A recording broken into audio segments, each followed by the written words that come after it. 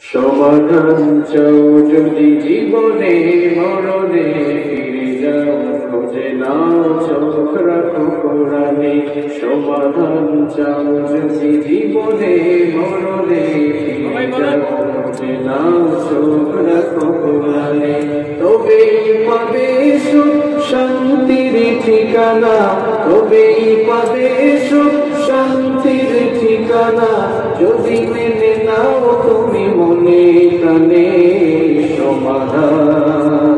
সমাধান চাও যদি জীবনে মরণে ফিরে যাও খুঁজে নাও চোখ রাখো কোরআনে if you want a solution in here in the other time go back have a look on the Holy Quran এই যে চিরম্লান চিরমুক্তিদা এই যে মহাবাণী খোদাই কালামে পাক এই যে চিরম্লান চিরমুক্তিদা এই যে মহাবাণী খোদাই কালামে পাক এই দুনিয়া সেই দুনিয়া এই দুনিয়া সেই দুনিয়া শান্তি পাবে তুমি দু জাহানে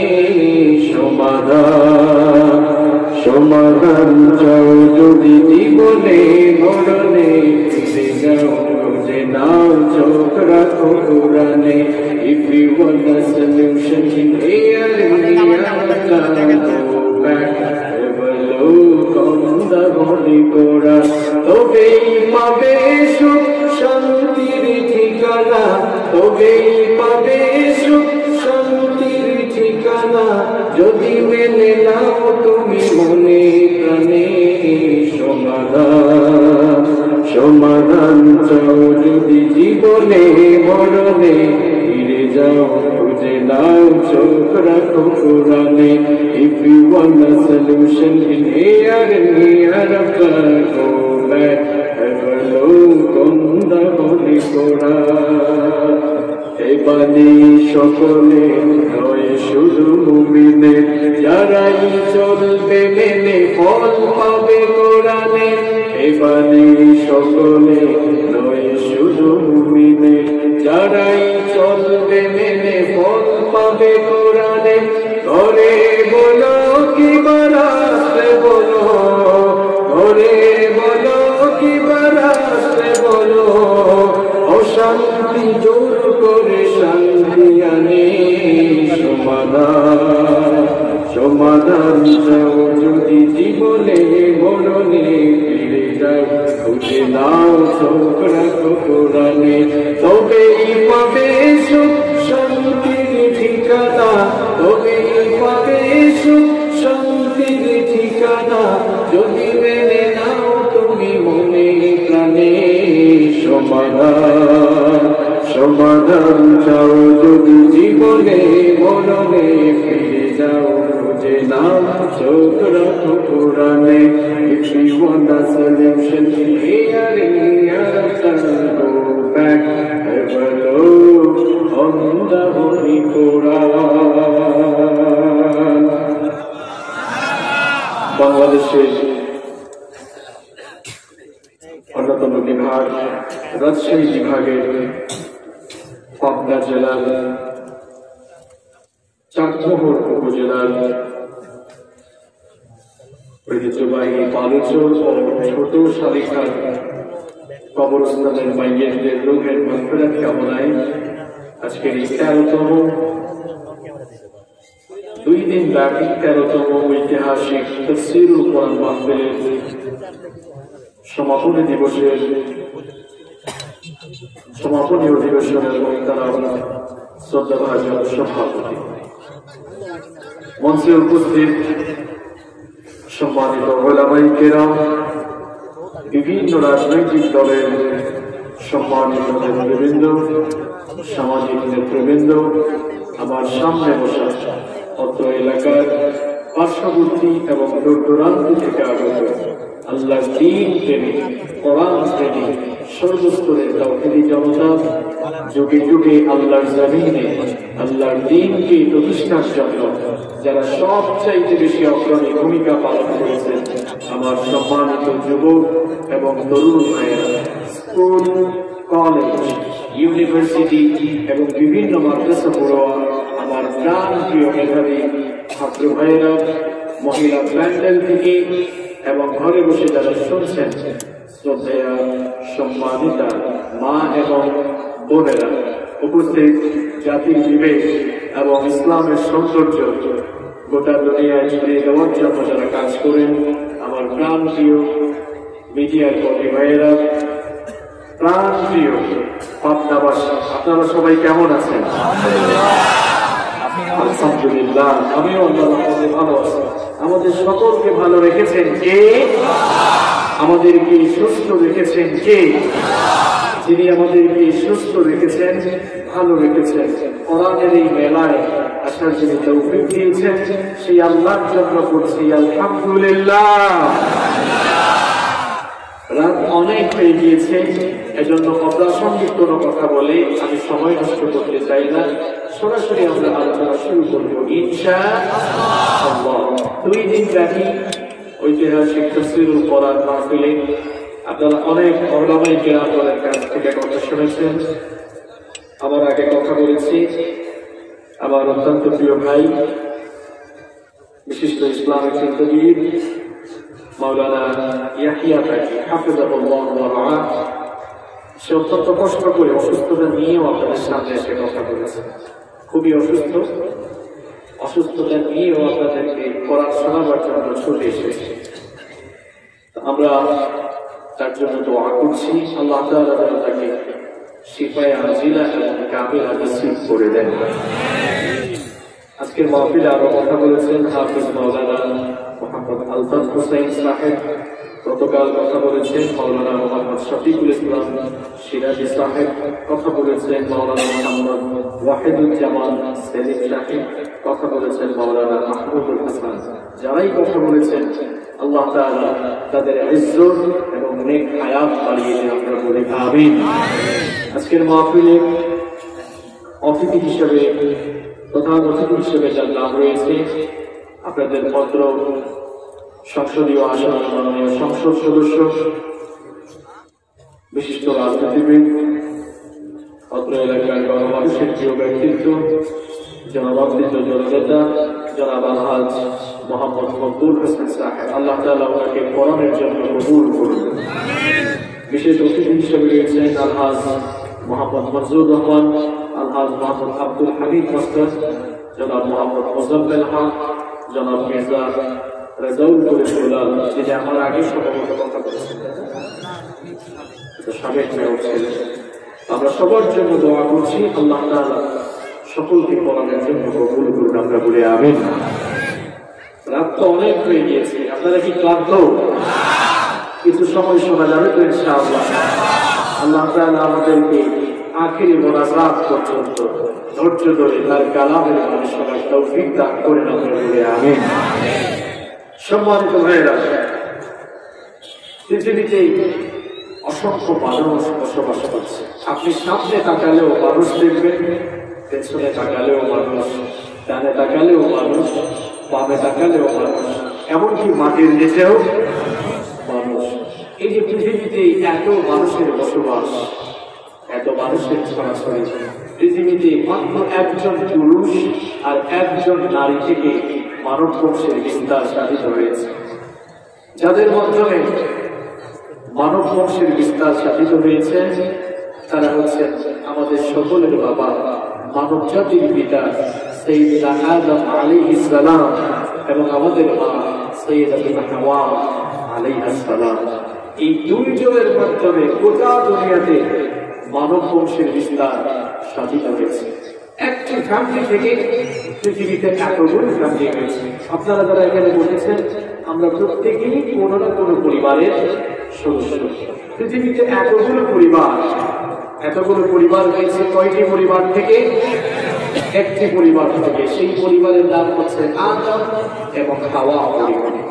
ফ্যামিলি, পরিবার হচ্ছে একটি সমাজ কিংবা একটি রাষ্ট্রের মূল ভিত্তি। পরিবার যদি ঠিক না থাকে তাহলে সমাজ ঠিক থাকে না। আর সমাজ যখন ঠিক থাকে না তখন রাষ্ট্রেও বিভিন্ন ধরনের বিশৃঙ্খলা দেখা দেয়।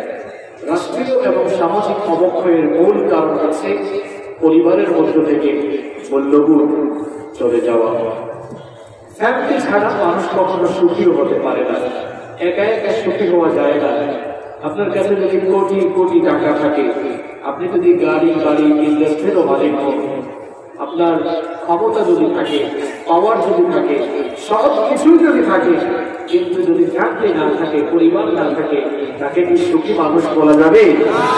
কখনোই বলা যাবে না। পরিবার হচ্ছে মানুষের সুখ সমৃদ্ধির মূল জায়গা। আজ আমাদের ফ্যামিলিগুলো ধ্বংস হয়ে যাচ্ছে, আমাদের পরিবারগুলো ধ্বংস হয়ে যাচ্ছে।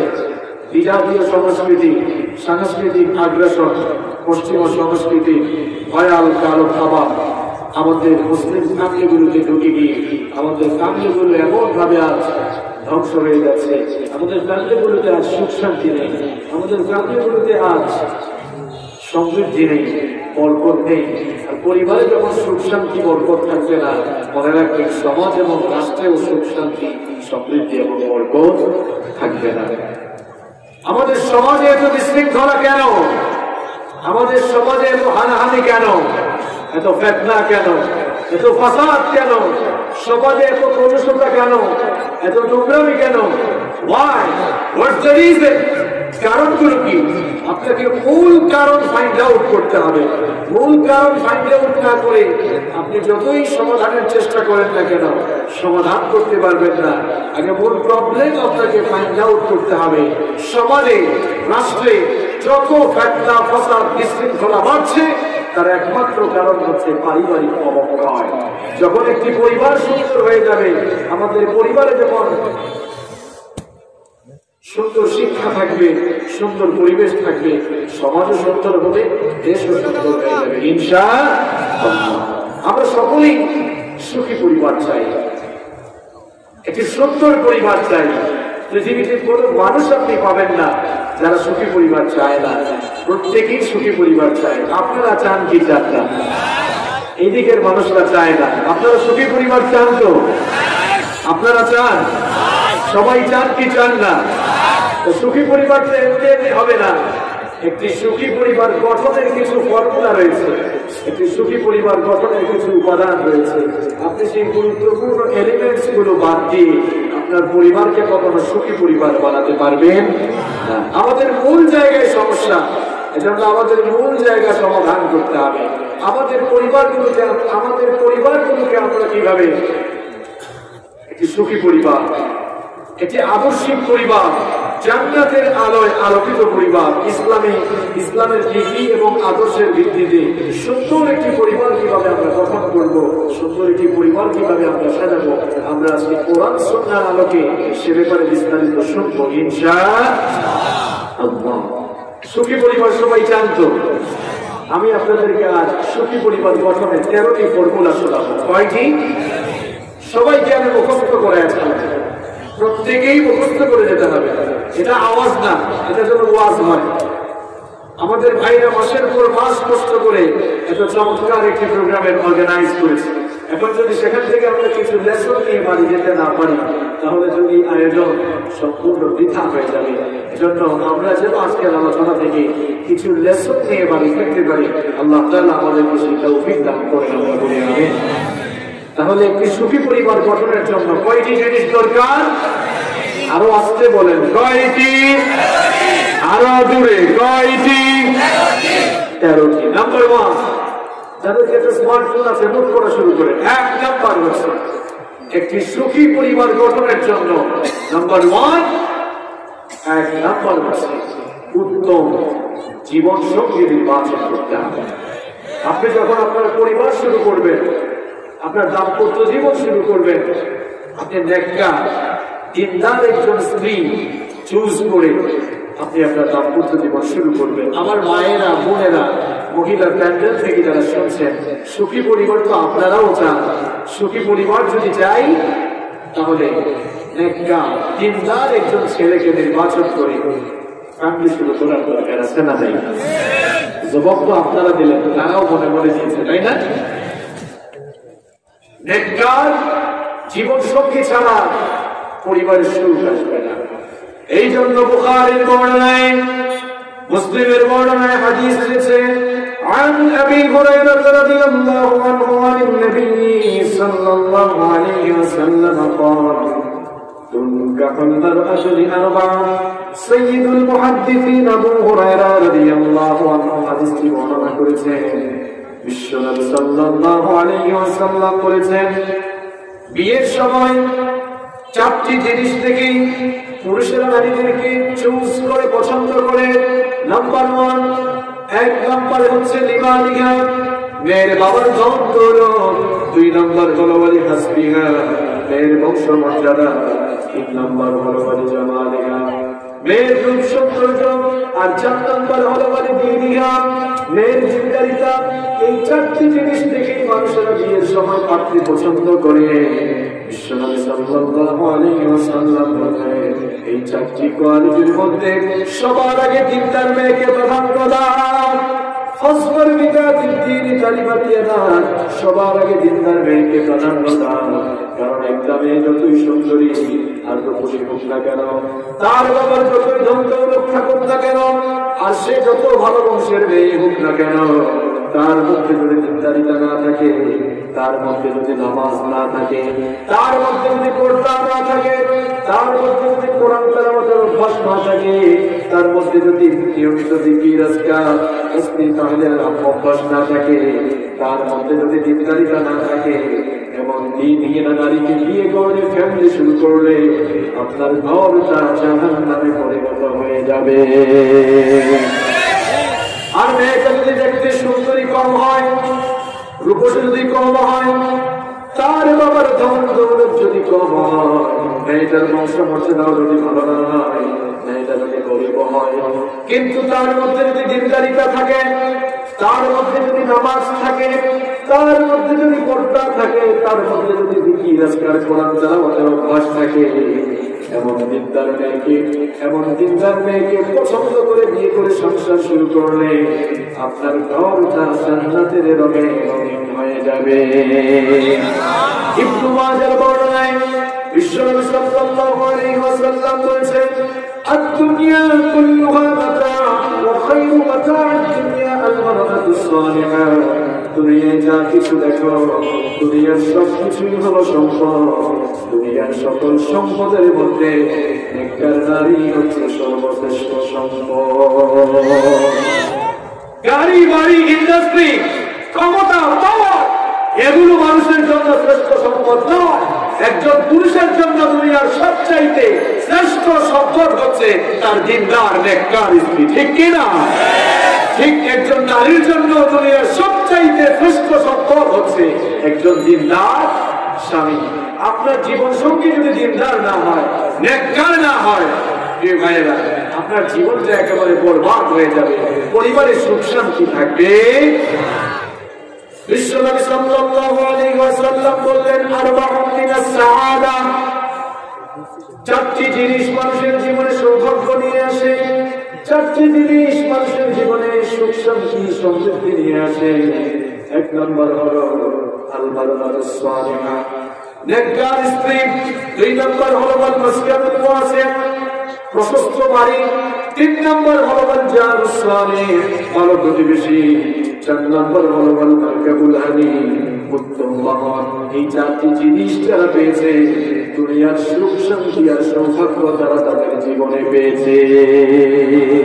সৌভাগ্যের আলামত কয়টি? সবাই বলেন তো। 4টি। তার মধ্যে প্রথমটি হচ্ছে নেককার স্ত্রী, দিনদার স্ত্রী। সৌভাগ্যের আলামত যদি হয় 4টি, একটু অনুমান করে বলেন তো দুর্ভাগ্যের আলামত হতে পারে কয়টি? দুর্ভাগ্যের আলামত 4টি। রাসূল করিম সাল্লাল্লাহু আলাইহি ওয়াসাল্লাম বলেছেন, আরবাউন মিনাশ শাকা, 4টি জিনিস মানুষের জীবনে দুর্ভাগ্য নিয়ে আসে। এর মধ্যে 1 নম্বরই হচ্ছে আল-মারআতুস সু, খারাপ স্ত্রী। 2 নম্বর হচ্ছে আল-মাসকানুদ দাইয়্যিক, সংকীর্ণ বাড়ি। আর 3 নম্বর হচ্ছে আল-জারুস সু, খারাপ প্রতিবেশী। নম্বর 4 নম্বর হচ্ছে আল-মারকাবুস সু, খারাপ বাহন যেটি চলে যায়।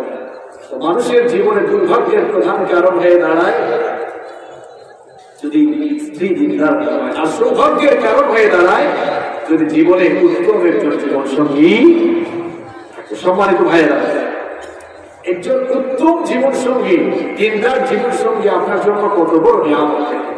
রাসূল করিম সাল্লাল্লাহু আলাইহি ওয়াসাল্লাম বলেছেন, মান রাযাকাহুল্লাহু ইমরাআতান সালিহান ফাকাদ আমানাহু আলা শাতরি দীনিহি। আল্লাহ তাআলা তাকে একজন নেককার স্ত্রী দিয়েছে, ওই লোকটাকে আল্লাহ পাক ইসলামের অর্ধেক দিয়ে দিয়েছে। আপনার স্ত্রী যদি নেককার হয়, আপনাকে দ্বীনের পথে অগ্রসর করে দেবে। আপনাদেরকে বলছি, আপনার স্বামী যদি দিনদার হয়, আপনাকেও সে দ্বীনের পথে উৎসাহিত করে, দ্বীনের পথে চলতে উদ্বুদ্ধ করবে। প্রিয় ভাইয়েরা, আপনার স্ত্রী যদি খারাপ হয়, কপালে খারাপই আছে, সারাদিন অফিসের কাজ শেষ করে, ব্যবসা বাণিজ্যের কাজ শেষ করে ক্লান্ত শরীর নিয়ে যদি বাসায় আসে, স্ত্রী যদি ভালো হয়, কলিং বেল দেওয়ার আগেই দেখবেন সে দাঁড়িয়ে আছে। কারণ আপনার স্ত্রী জানে কখন আপনি বাসায় ফিরবেন। গ্রামে গঞ্জে যারা থাকেন, কলিং বেল তো নাই বাসায়, অসুবিধা নাই, দেখবেন আপনি আসার আগে আপনার প্রিয়তমা স্ত্রী আপনার জন্য আপনার লুঙ্গি, চাপেল বা গামছা, গোসলের সব সরঞ্জাম আগে থেকে রেডি করে রেখেছে। আপনি যখন বাথরুমে যাবেন, বাথরুম থেকে ক্লিন পাবেন, ওয়াশরুম থেকে ক্লিন পাবেন। আপনার স্ত্রী আপনার জন্য আগে থেকেই নিজের হাতে সব ক্লিন করে রাখবে। আপনি গোসল শেষ করে আসলেন, গোসল শেষ করে যখন বের হলেন, পেটে তো ক্ষুধা, খাবার দাবার খেতে হবে। দেখবেন স্ত্রীটা যদি ভালো হয়, দিনদার হয়, নেককার হয়, দেখা যাবে আপনার পছন্দের সবগুলো মেনু ডাইনিং টেবিলে সাজিয়ে রেখেছে। আপনি খাওয়া দাওয়ার পরে চা খাওয়ার অভ্যাস হয়েছে, বলা লাগবে না, দেখবেন চা কফি যাই খেতে চান সব আপনার সামনে রেডি করে নিয়ে আসবে। আর স্ত্রী যদি খারাপ হয়, উল্টো বিপরীত চিত্র ঘটবে। বাসায় এসে কলিং বেল চাপবেন, সে ঘুমায় থাকবে।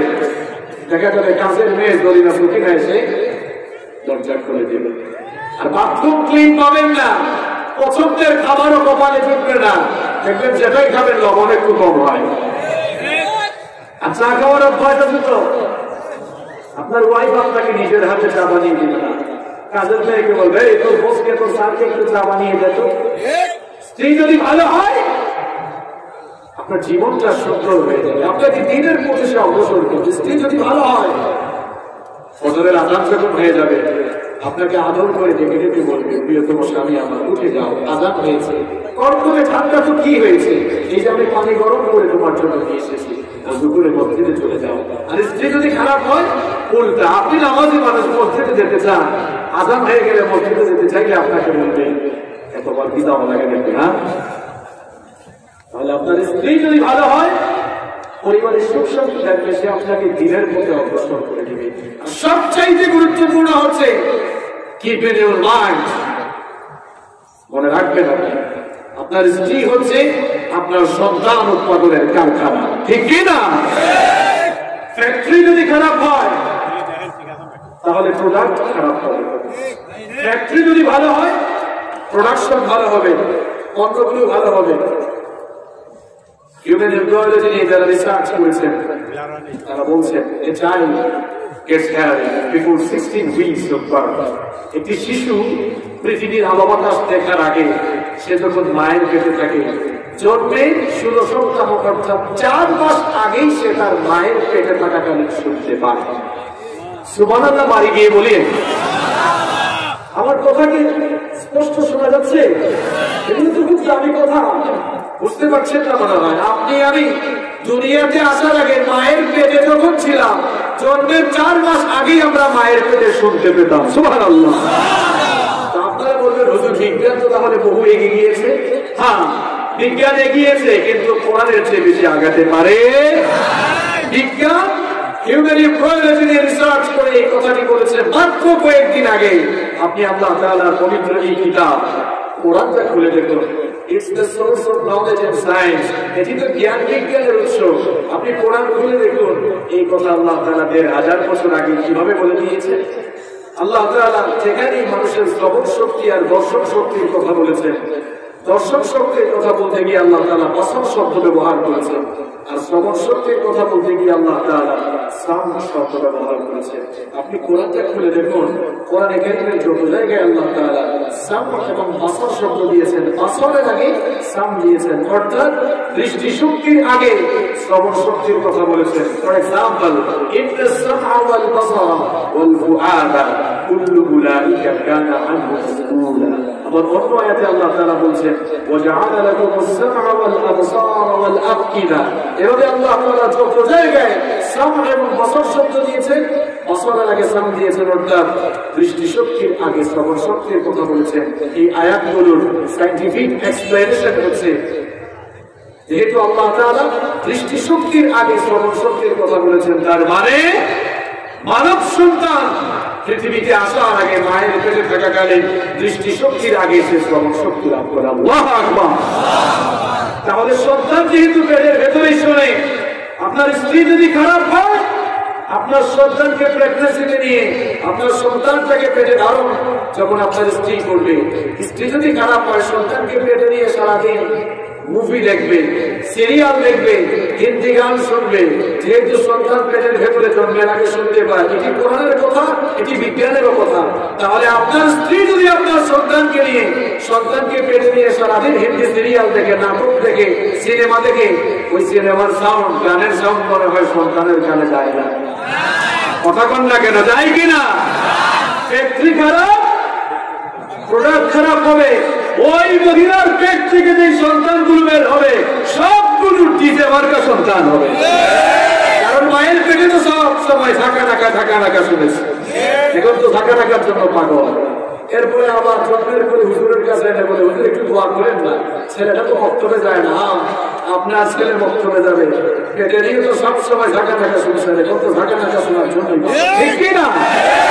আর আপনার ফ্যাক্টরি যদি ভালো হয়, আপনার স্ত্রী যদি ভালো হয়, আল্লাহওয়ালা হয়, নামাজি হয়, তাহলে অবস্থা কি পরিবর্তন? আপনার কলিজার টুকরা সন্তানকে আপনার স্ত্রী যখন গর্ভধারণ করবে, কলিজার টুকরা সন্তানকে পেটে নিয়ে নামাজ আদায় করবে, তাহাজ্জুদ করবে, জিকির আজকার করবে, কোরআন তেলাওয়াত করবে, পেটের ভিতরে সন্তান ও কোরআনের সাউন্ড শুনবে, জিকিরের সাউন্ড শুনবে, ওই জিন্দার মহিলার পেট থেকে যে সন্তানগুলো বের হবে, আল্লাহর কসম ওই সন্তানগুলো আবু বকরের মতো, ওমরের মতো কোরআনের জন্য পাগল পারা হয়ে যাবে। আপনার ফ্যাক্টরি ঠিক করে, আপনার ফ্যাক্টরি তো ঠিক নাই, এজন্য তো অবস্থা খারাপ। যে ভাইয়ের এই জন্য সুখী পরিবার যদি চাই, তাহলে সুখী পরিবারের প্রধান উপাদান উত্তম জীবন সঙ্গে নির্বাচন করতে হবে। যুবক আর তরুণ ভাইয়েরা, তোমরা যারা বিয়ে করো নাই, বিয়ে করতে চাও কি চাও না? বিয়ে করার সাথে তোমরা খুব খুশি। তো বিয়ের সময় শুধু সুন্দরী মেয়ে দেখেই তো দিও না। তোমরা তো সুন্দরী মেয়ে দেখে তোমাদের মাথা ঠিক থাকে না, কেউ কেউ বলে হুজুর মাথা নষ্ট, তাই এত মাথা নষ্ট করিও না। শুধু সুন্দরী আর রূপসী মেয়ে দেখলেই দৌড় দিও না। মেয়েটা নামাজি কিনা, পর্দা করি কিনা, কোরআন তেলাওয়াত করি কিনা, দিন মানে কিনা, এটা দেখার দরকার আছে না নাই? আমার বোনেরা যারা এখনো বিয়ে করে নাই, মহিলা ফ্রেন্ডেরা আছে না, তাদেরকে বলবো শুধুমাত্র টাকাওয়ালা ছেলে, একটু সুন্দর ছেলে আর পথ দেখলে তো হয়েছে, এইরকম ছেলে পেলে দেখলেই বিয়ের জন্য পাগল হয়ে যায়। ছেলেটার মুখে রাসূলের দাড়ি আছে কিনা, নামাজ আদায় করে কিনা, কোরআনের আন্দোলন করে কিনা, দিন মানে কিনা, ইসলামী আন্দোলন করে কিনা, এগুলো দেখো। এগুলো দেখে একটা ছেলেকে পছন্দ করে তাকে বিয়ে করো, তাকে জান্নাতের আলোয় আলোকিত করে দিবেন। অবিবাহিত ছেলে মেয়েদের উদ্দেশ্যে বললাম, এখন ছেলে মেয়েদের মা বাপদের উদ্দেশ্যে কথা না বললে তো হয় না। আজকে কিন্তু আমি সবার উদ্দেশ্যে কথা বলবো ইনশাআল্লাহ। বাবারা আর মহিলা ফ্রেন্ডের যে মায়েরা আছেন, আপনাদেরকে বলছি, আপনারা মেয়ে বিয়ে দেওয়ার ক্ষেত্রে শুধু তো দেখেন আমার বিআই সাহেবের বাড়িটা টাইলস করা কিনা, আমার মেয়ের জামাই যে হবে কত টাকা পয়সা আছে, গাড়ি বাড়ি আছে কিনা। শুধুমাত্র গাড়ি বাড়ি টাকা পয়সা সহায় সম্পদ দেখিয়েন না। যদি ওই ছেলেটার গাড়ি বাড়ি সহায় সম্পদ থাকে আর ছেলেটার যদি দিনদার না হয়, দিনহীন হয়, আপনার কসম আপনার মেয়ের কপালে কিন্তু খারাপই আছে। মেয়েটার জীবনে যদি সুখ শান্তি চান, দিনদার ছেলে দেখে মেয়েকে বিয়ে দেয়। আর ছেলে বিয়ে দেওয়ার ক্ষেত্রে শুধুমাত্র মেয়ের বাবার বংশ, টাকা পয়সা, স্ট্যাটাস, পার্সোনালিটি এগুলোর দিকে খেয়াল করিয়েন না। মেয়েটা নামাজি কিনা, পর্দা করে কিনা, দিনদার কিনা, এটা দেখার দরকার আছে না নাই? তাহলে সবার উদ্দেশ্যে যে কথা বললাম তার সামানি হচ্ছে এই সুখী পরিবার গঠনের জন্য নাম্বার 1 প্রথম ফর্মুলা হচ্ছে উত্তম জীবন সঙ্গী নির্বাচন করতে হবে। অবিবাহিত ভাইরা, তোমরা যারা বিয়ে করো নাই, বিয়ের সময় সুন্দরী না, শুধুমাত্র সুন্দরী আর রূপসী কিংবা টাকাওয়ালা পয়সাওয়ালা ভালো মানুষের মেয়ে নয়, বরং দিনদার মেয়েকেই তোমরা প্রায়োরিটি দিবা। সবাই রাজি? সবাই রাজি? কারা কারা রাজি হাত তুলে দেখাও। কি ব্যাপার, বিয়াতিরাও হাত তুলছে নাকি? আবার বিয়ে করতে চায় নাকি? শখ আছে না? ঠিক আছে, হাত তুলে নেওয়া। এবার বাবারা যারা এসেছে, আপনারা ছেলে মেয়েদের বিয়ে দেওয়ার ক্ষেত্রে দিনদার ছেলে মেয়েকে প্রায়োরিটি দিবেন। সবাই রাজি আছেন? কারা কারা রাজি হাত তুলেন। অবিবাহিতরাও দেখে হাত তুলছে। তোমাকে তো ছেলে মেয়ে থাকবে কেমন, এগুলো তো বিয়েও করো না, ভবিষ্যতে হবে ইনশাআল্লাহ। আমি কিন্তু যেখানেই আলোচনা করি আমার একটা অভ্যাস, সব মুখস্থ করে আসা। বুঝতে পেরেছেন? আপনাদেরকেও আজকে এই 13টা পয়েন্ট মুখস্থ করাবো ইনশাআল্লাহ। তাহলে বলেন তো, সুখী পরিবারের জন্য 1 নাম্বার কি দরকার?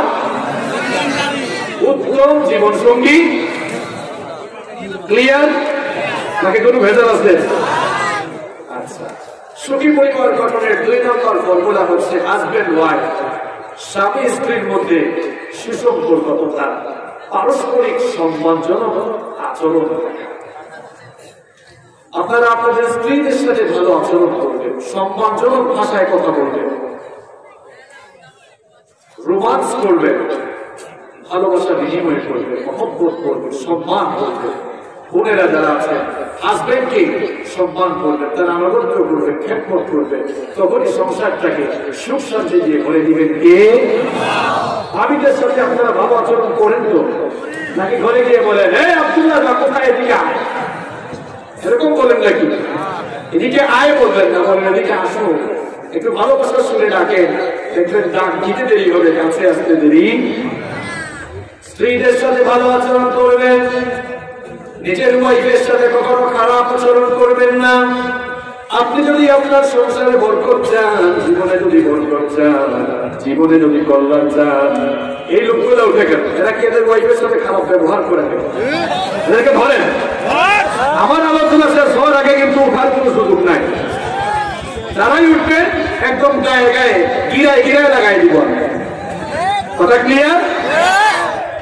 নিজের জীবনে যদি বরকত চান, নিজের জীবনে যদি কল্যাণ চান, সুখ আর সমৃদ্ধি দিয়ে যদি নিজের জীবনটাকে সুন্দর করে সাজাতে চান, তাহলে নিজের স্ত্রীর সাথে ভালো আচরণ করে।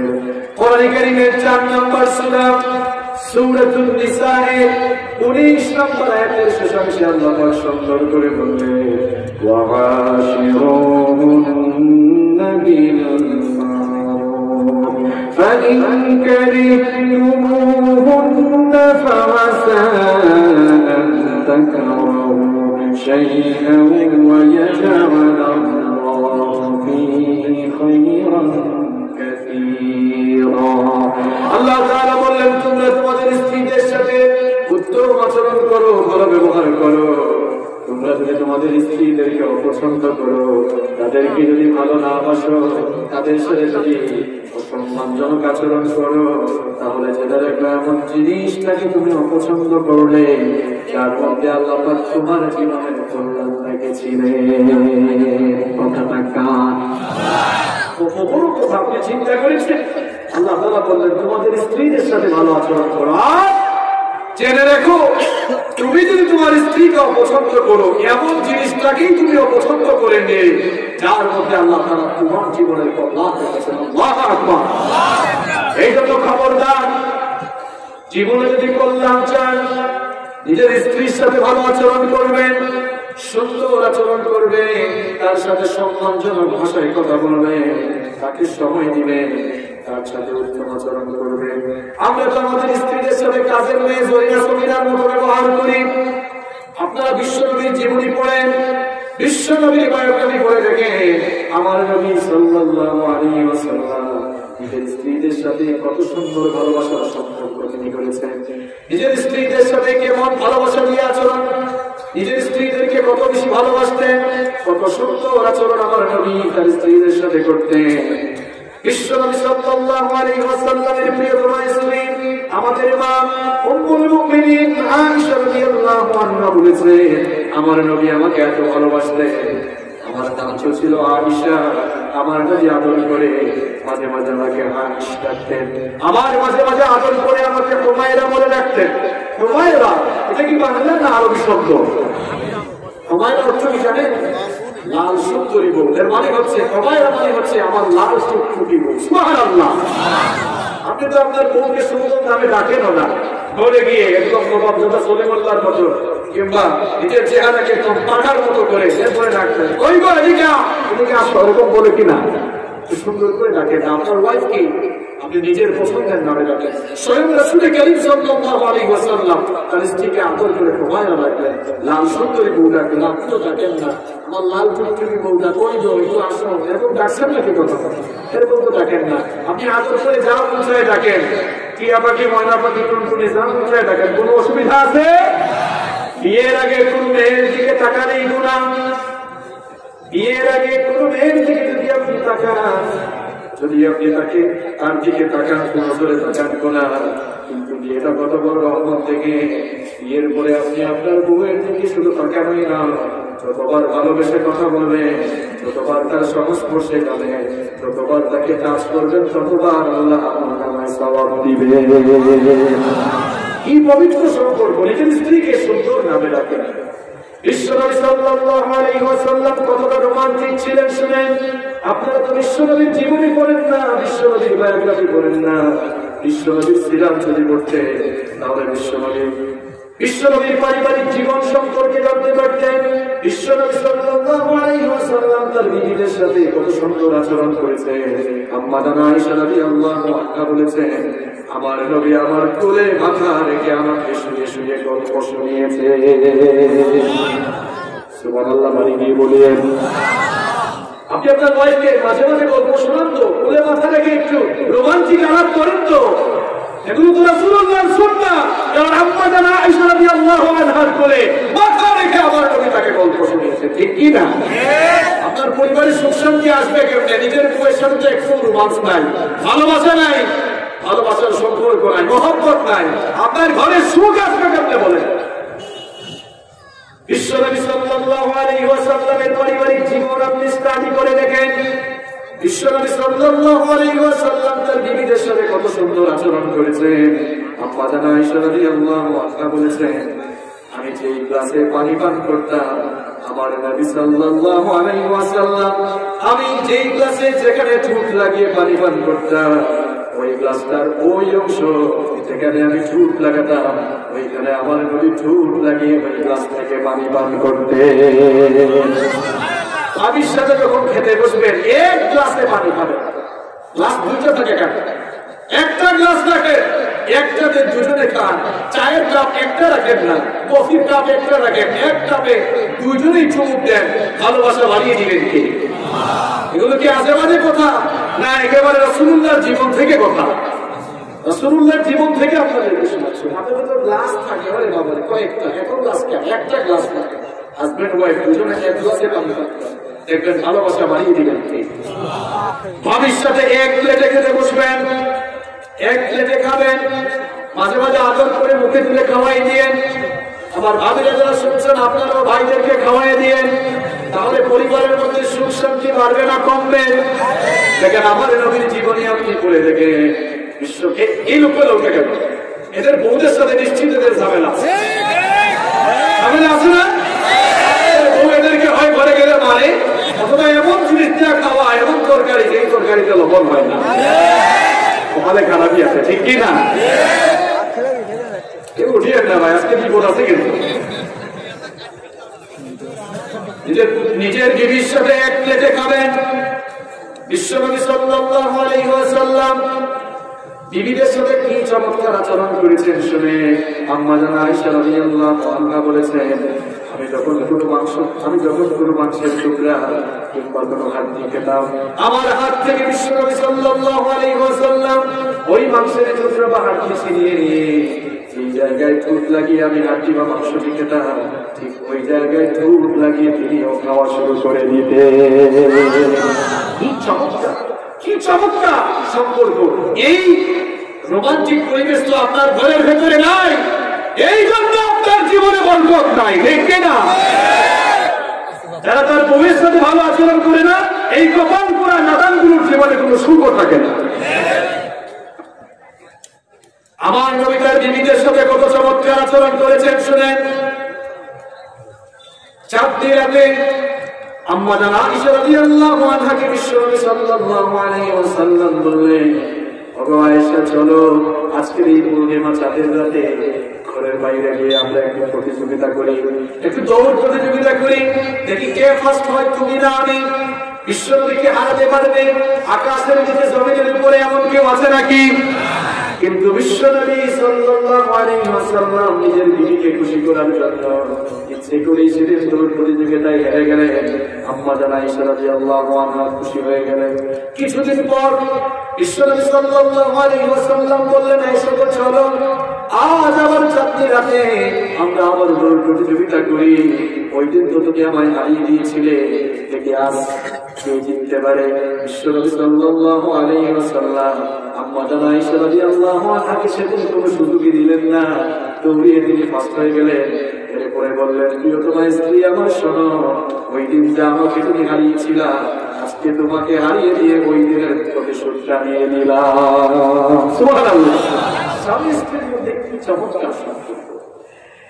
নিজে যখন সময় পাবেন ওয়াইফের সাথে এভাবে একটু সুন্দর সময় কাটাবেন, একটু বিনোদন করবেন।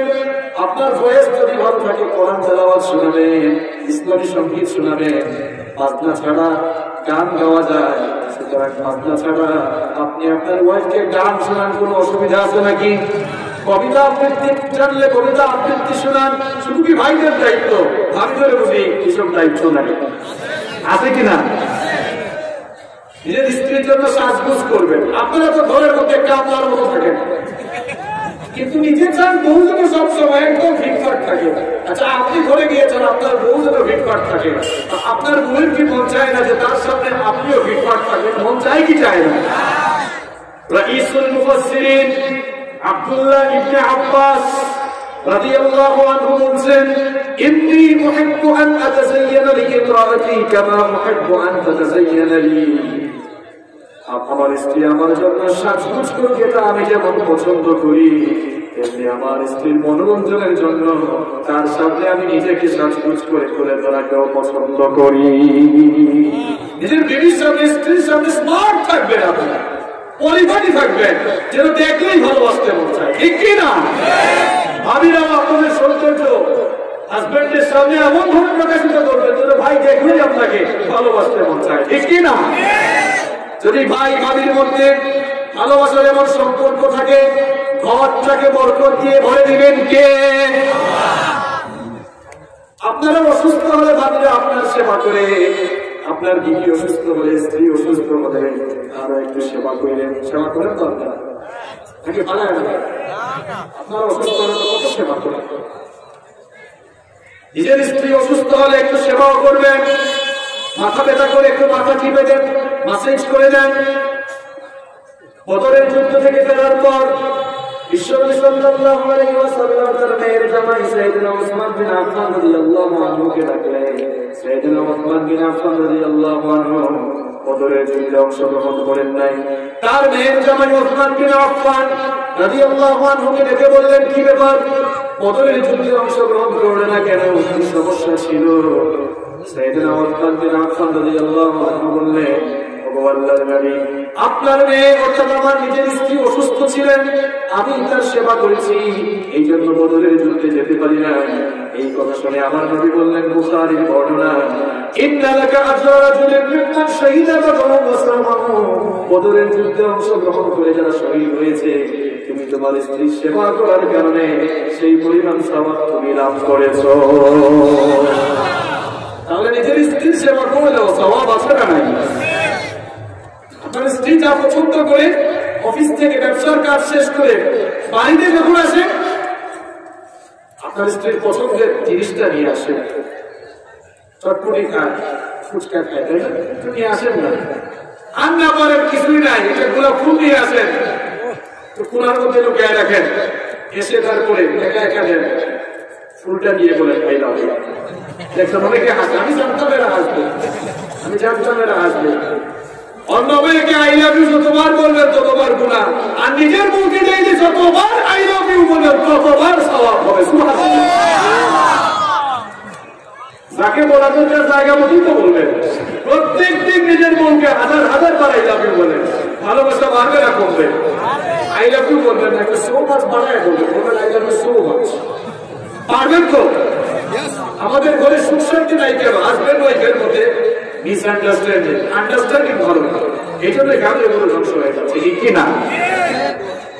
বিবাহ বার্ষিকী যখন আসবে তো গিফট করে, মাঝে মাঝে সময় পাইলে গিফট করবে, তখন আপনার ফ্যামিলিকে বরকত বাড়িয়ে দিবেন কে? এখন ভাবির আজকে খুব খুশি যে হুজুর আমাদের পক্ষে সব কথা আজকে বলে গেছে, আজকে বাসায় আসুন না, মজা বুঝা বলবো, কোনো কিছুই তো ভালো। আবার ভাবিদের উদ্দেশ্যেও কিছু বলার দরকার আছে না নেই? আপনারাও তো নিজের স্বামী রেখে ঘর থেকে বের হওয়ার সময় লিপস্টিক, আজকারা মাস্কারা কত কিছু আছে, সব কিছু লাগায় বের হওয়া, অথচ নিজের স্বামীর সামনে কখনো সাজগুজ করেন না, এমন মহিলা আছে না নাই? নিজের স্বামীর সামনে আপনার সৌন্দর্যটা তুলে ধরেন, যেন আপনাকে দেখলেই আপনার স্বামীর ভালোবাসতে মন চায়। নিজের স্বামীর সামনে সৌন্দর্য প্রকাশ করে, নিজের স্বামীর আনুগত্য করেন, স্বামীর খেদমত করেন, স্বামীকে সন্তুষ্ট করেন, কারণ আপনার স্বামী আপনার জন্য অনেক বড় নিয়ামত। স্বামীকে সন্তুষ্ট করেন। বিশ্বনবী সাল্লাল্লাহু আলাইহি ওয়াসাল্লাম বলেছেন, লাউ কুনতু আমিরান আহাদান আন ইয়াসজুদা লিআহাদিন লাআমারতুল মারআতা আন তাসজুদা লিজাওজিহা। দুনিয়ায় মানুষ মানুষকে সাজদা দেওয়া হারাম, দুনিয়ায় মানুষ মানুষকে সাজদা দেওয়া যদি জায়েজ হতো, তাহলে আমি পৃথিবীর সমস্ত নারীদেরকে অর্ডার দিতাম তারা যেন প্রত্যেক দিন তাদের স্বামীদেরকে সাজদা দেয়। আল্লাহু আকবার। যতদিন পর্যন্ত একজন মহিলা তার রবের হক, আল্লাহর হক আদায় করতে পারবে না, ততদিন ওই মহিলা তার স্বামীর হক আদায় করতে। বিশ্বনবী সাল্লাল্লাহু আলাইহি ওয়াসাল্লাম বললেন, ইযা সাল্লাত আল মারআতু খামসাহা ওয়া সামাত শাহরাহা ওয়া হাফিজাত ফারজাহা ওয়া আতাআত যাওজাহা, যেই মহিলা 5 ওয়াক্ত নামাজ আদায় করবে, রমজান মাসে রোজা রাখবে, নিজের সতীত্বের হেফাজত করবে, আর স্বামীর যারা আনুগত্য করবে, সেই মহিলাকে কিয়ামতের দিন আল্লাহ তাআলা ডেকে বলবে, সেই গেট দিয়ে ঢুকতে মন চায়, জান্নাতের সেই গেট দিয়ে ঢুকে আমার জান্নাতের ভেতরে তুমি দাখিল হয়ে যাও। যেন আমার মাহবুবদেরকে বলবো, নিজের হাজবেন্ডের খেদমত করে, তার সেবা করেন, তাকে মন প্রাণ উজাড় করে ভালোবাসেন, আপনার জন্য জান্নাত রেখে দিয়েছেন কে? তাহলে সুখী পরিবার গঠনের জন্য 2 নম্বর ফর্মুলা হচ্ছে হাজবেন্ড ওয়াইফের মধ্যে সুসম্পর্ক থাকা। অনেকে আছে, অনেক হাজবেন্ড ওয়াইফ আছে, ছেলে মেয়েদের সামনে, সন্তানদের সামনে ঝগড়া করে, আসে না? ওই যে ওই ভাই ঝগড়া করে, এই জন্য উঠে গেছে, এই যে উনিও ঝগড়া করে ওর সাথে, দেখছেন? খবরদার, উঠলেই কিন্তু উপরে পড়বেন। নিজের ছেলে মেয়েদের সামনে কখনোই ঝগড়া করবেন না, এতে বাচ্চাদের মন মানসিকতায় কি কুপ্রভাব করে যাবে। আজকে ভালো করে শুনে যান, আপনার জীবনটা পরিবর্তন হয়ে যাবে। আপনার জীবনে সুখ নাই কেন জানেন? মাত্র 2টা বললাম, লাইটে তুলছি মাত্র, একটু করে সব বলবো ইনশাআল্লাহ। আপনার জীবনে বরকত নাই কেন, সুখ নাই কেন? কারণ আপনার জীবন যেভাবে গঠন করা দরকার ছিল সেভাবে করে যান। আজকে শুনে যান, নোট করে নিয়ে যান, সেভাবে পরিবারগুলোকে সাজান, পরিবারগুলোকে বরকত দিয়ে ভরে দিবেন। সুখী পরিবার সবাই চাই কি চাই না? তাহলে সুখী পরিবার পাওয়ার জন্য কয়টা জিনিস দরকার? 13টা। বলছি কয়টা? বাকিগুলো শর্ট করে বলবো, ভয় পাইয়েন না, 12টা নাকি শেষ করবো ইনশাআল্লাহ। নাম্বার 3, সুখী পরিবার গঠনের 3 নাম্বার ফর্মুলা হচ্ছে সেই পরিবারের মধ্যে সালামের পরিবেশ কি থাকা। আমরা তো এখন সালাম দেই না, আমরা এখন সালাম দেই না, দিলেও সালামের যে কত স্টাইল, সালাম আলাইকুম, আসসালামু আলাইকুম। আর মহিলারা যে কি ফ্যাশন করে সালাম দেয়, আসসালামু আলাইকুম, এরকম সালাম কি পাবনাতে আছে? আসসালামু আলাইকুম এটা কেমন সালাম? আবার অনেকে সালাম দেয় আসসালামু আলাইকুম। আচ্ছা ভাই দেখেন সালাম অর্থ কি? কথা কয় না কেন? সালাম এটি কার নাম? এটাও জানেন না। সালাম এটি কার নাম? আমার দেশে বুদ্ধি প্রতিবন্ধী কয়েক মাস আগে সালাম নিয়ে আজে বাজে কথা বলেছে। সালাম নিয়ে আজে বাজে কথা বলে লাভ হয়েছে না লস হয়েছে? লস হইল কেমনে? অবশ্যই লাভ হয়েছে। এমন লাভ হয়েছে, আগে যারা অসুস্থ সালাম দিত সবাই এখন সুস্থ সালাম শিখে গিয়েছে আলহামদুলিল্লাহ। এই লোকগুলোর মাথায় আসলে শয়তান পেশাব করে দিয়েছে। যখন মন যা চায় তাই এরা বলা শুরু করে। এই দেশে যারা কোরআনের কথা বলে, ইসলামের কথা বলে, দেখা যায় মাঝে মাঝে তাদেরকে জেলখানায় ঢোকানো হয়। আর যারা ইসলামের বিপক্ষে কথা বলে তারা দেখা যায় এই দেশে বুক ফুলিয়ে চলাচল করে। সালাম নিয়ে যারা কটূক্তি করে, ইসলাম নিয়ে যারা কটূক্তি করে,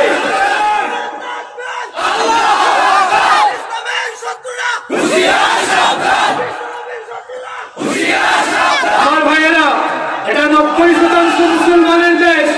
এই দেশে জেলখানা সালামের পক্ষের লোকদের জন্য নয়, বরং এই দেশে জেলখানা হচ্ছে সালামের বিরুদ্ধে গ্রহণ করা ব্যক্তি। সম্মানিত ভাইয়েরা, কখনো সামাজিক সালাম মানে হচ্ছে শান্তি। সালাম এটা কার নাম?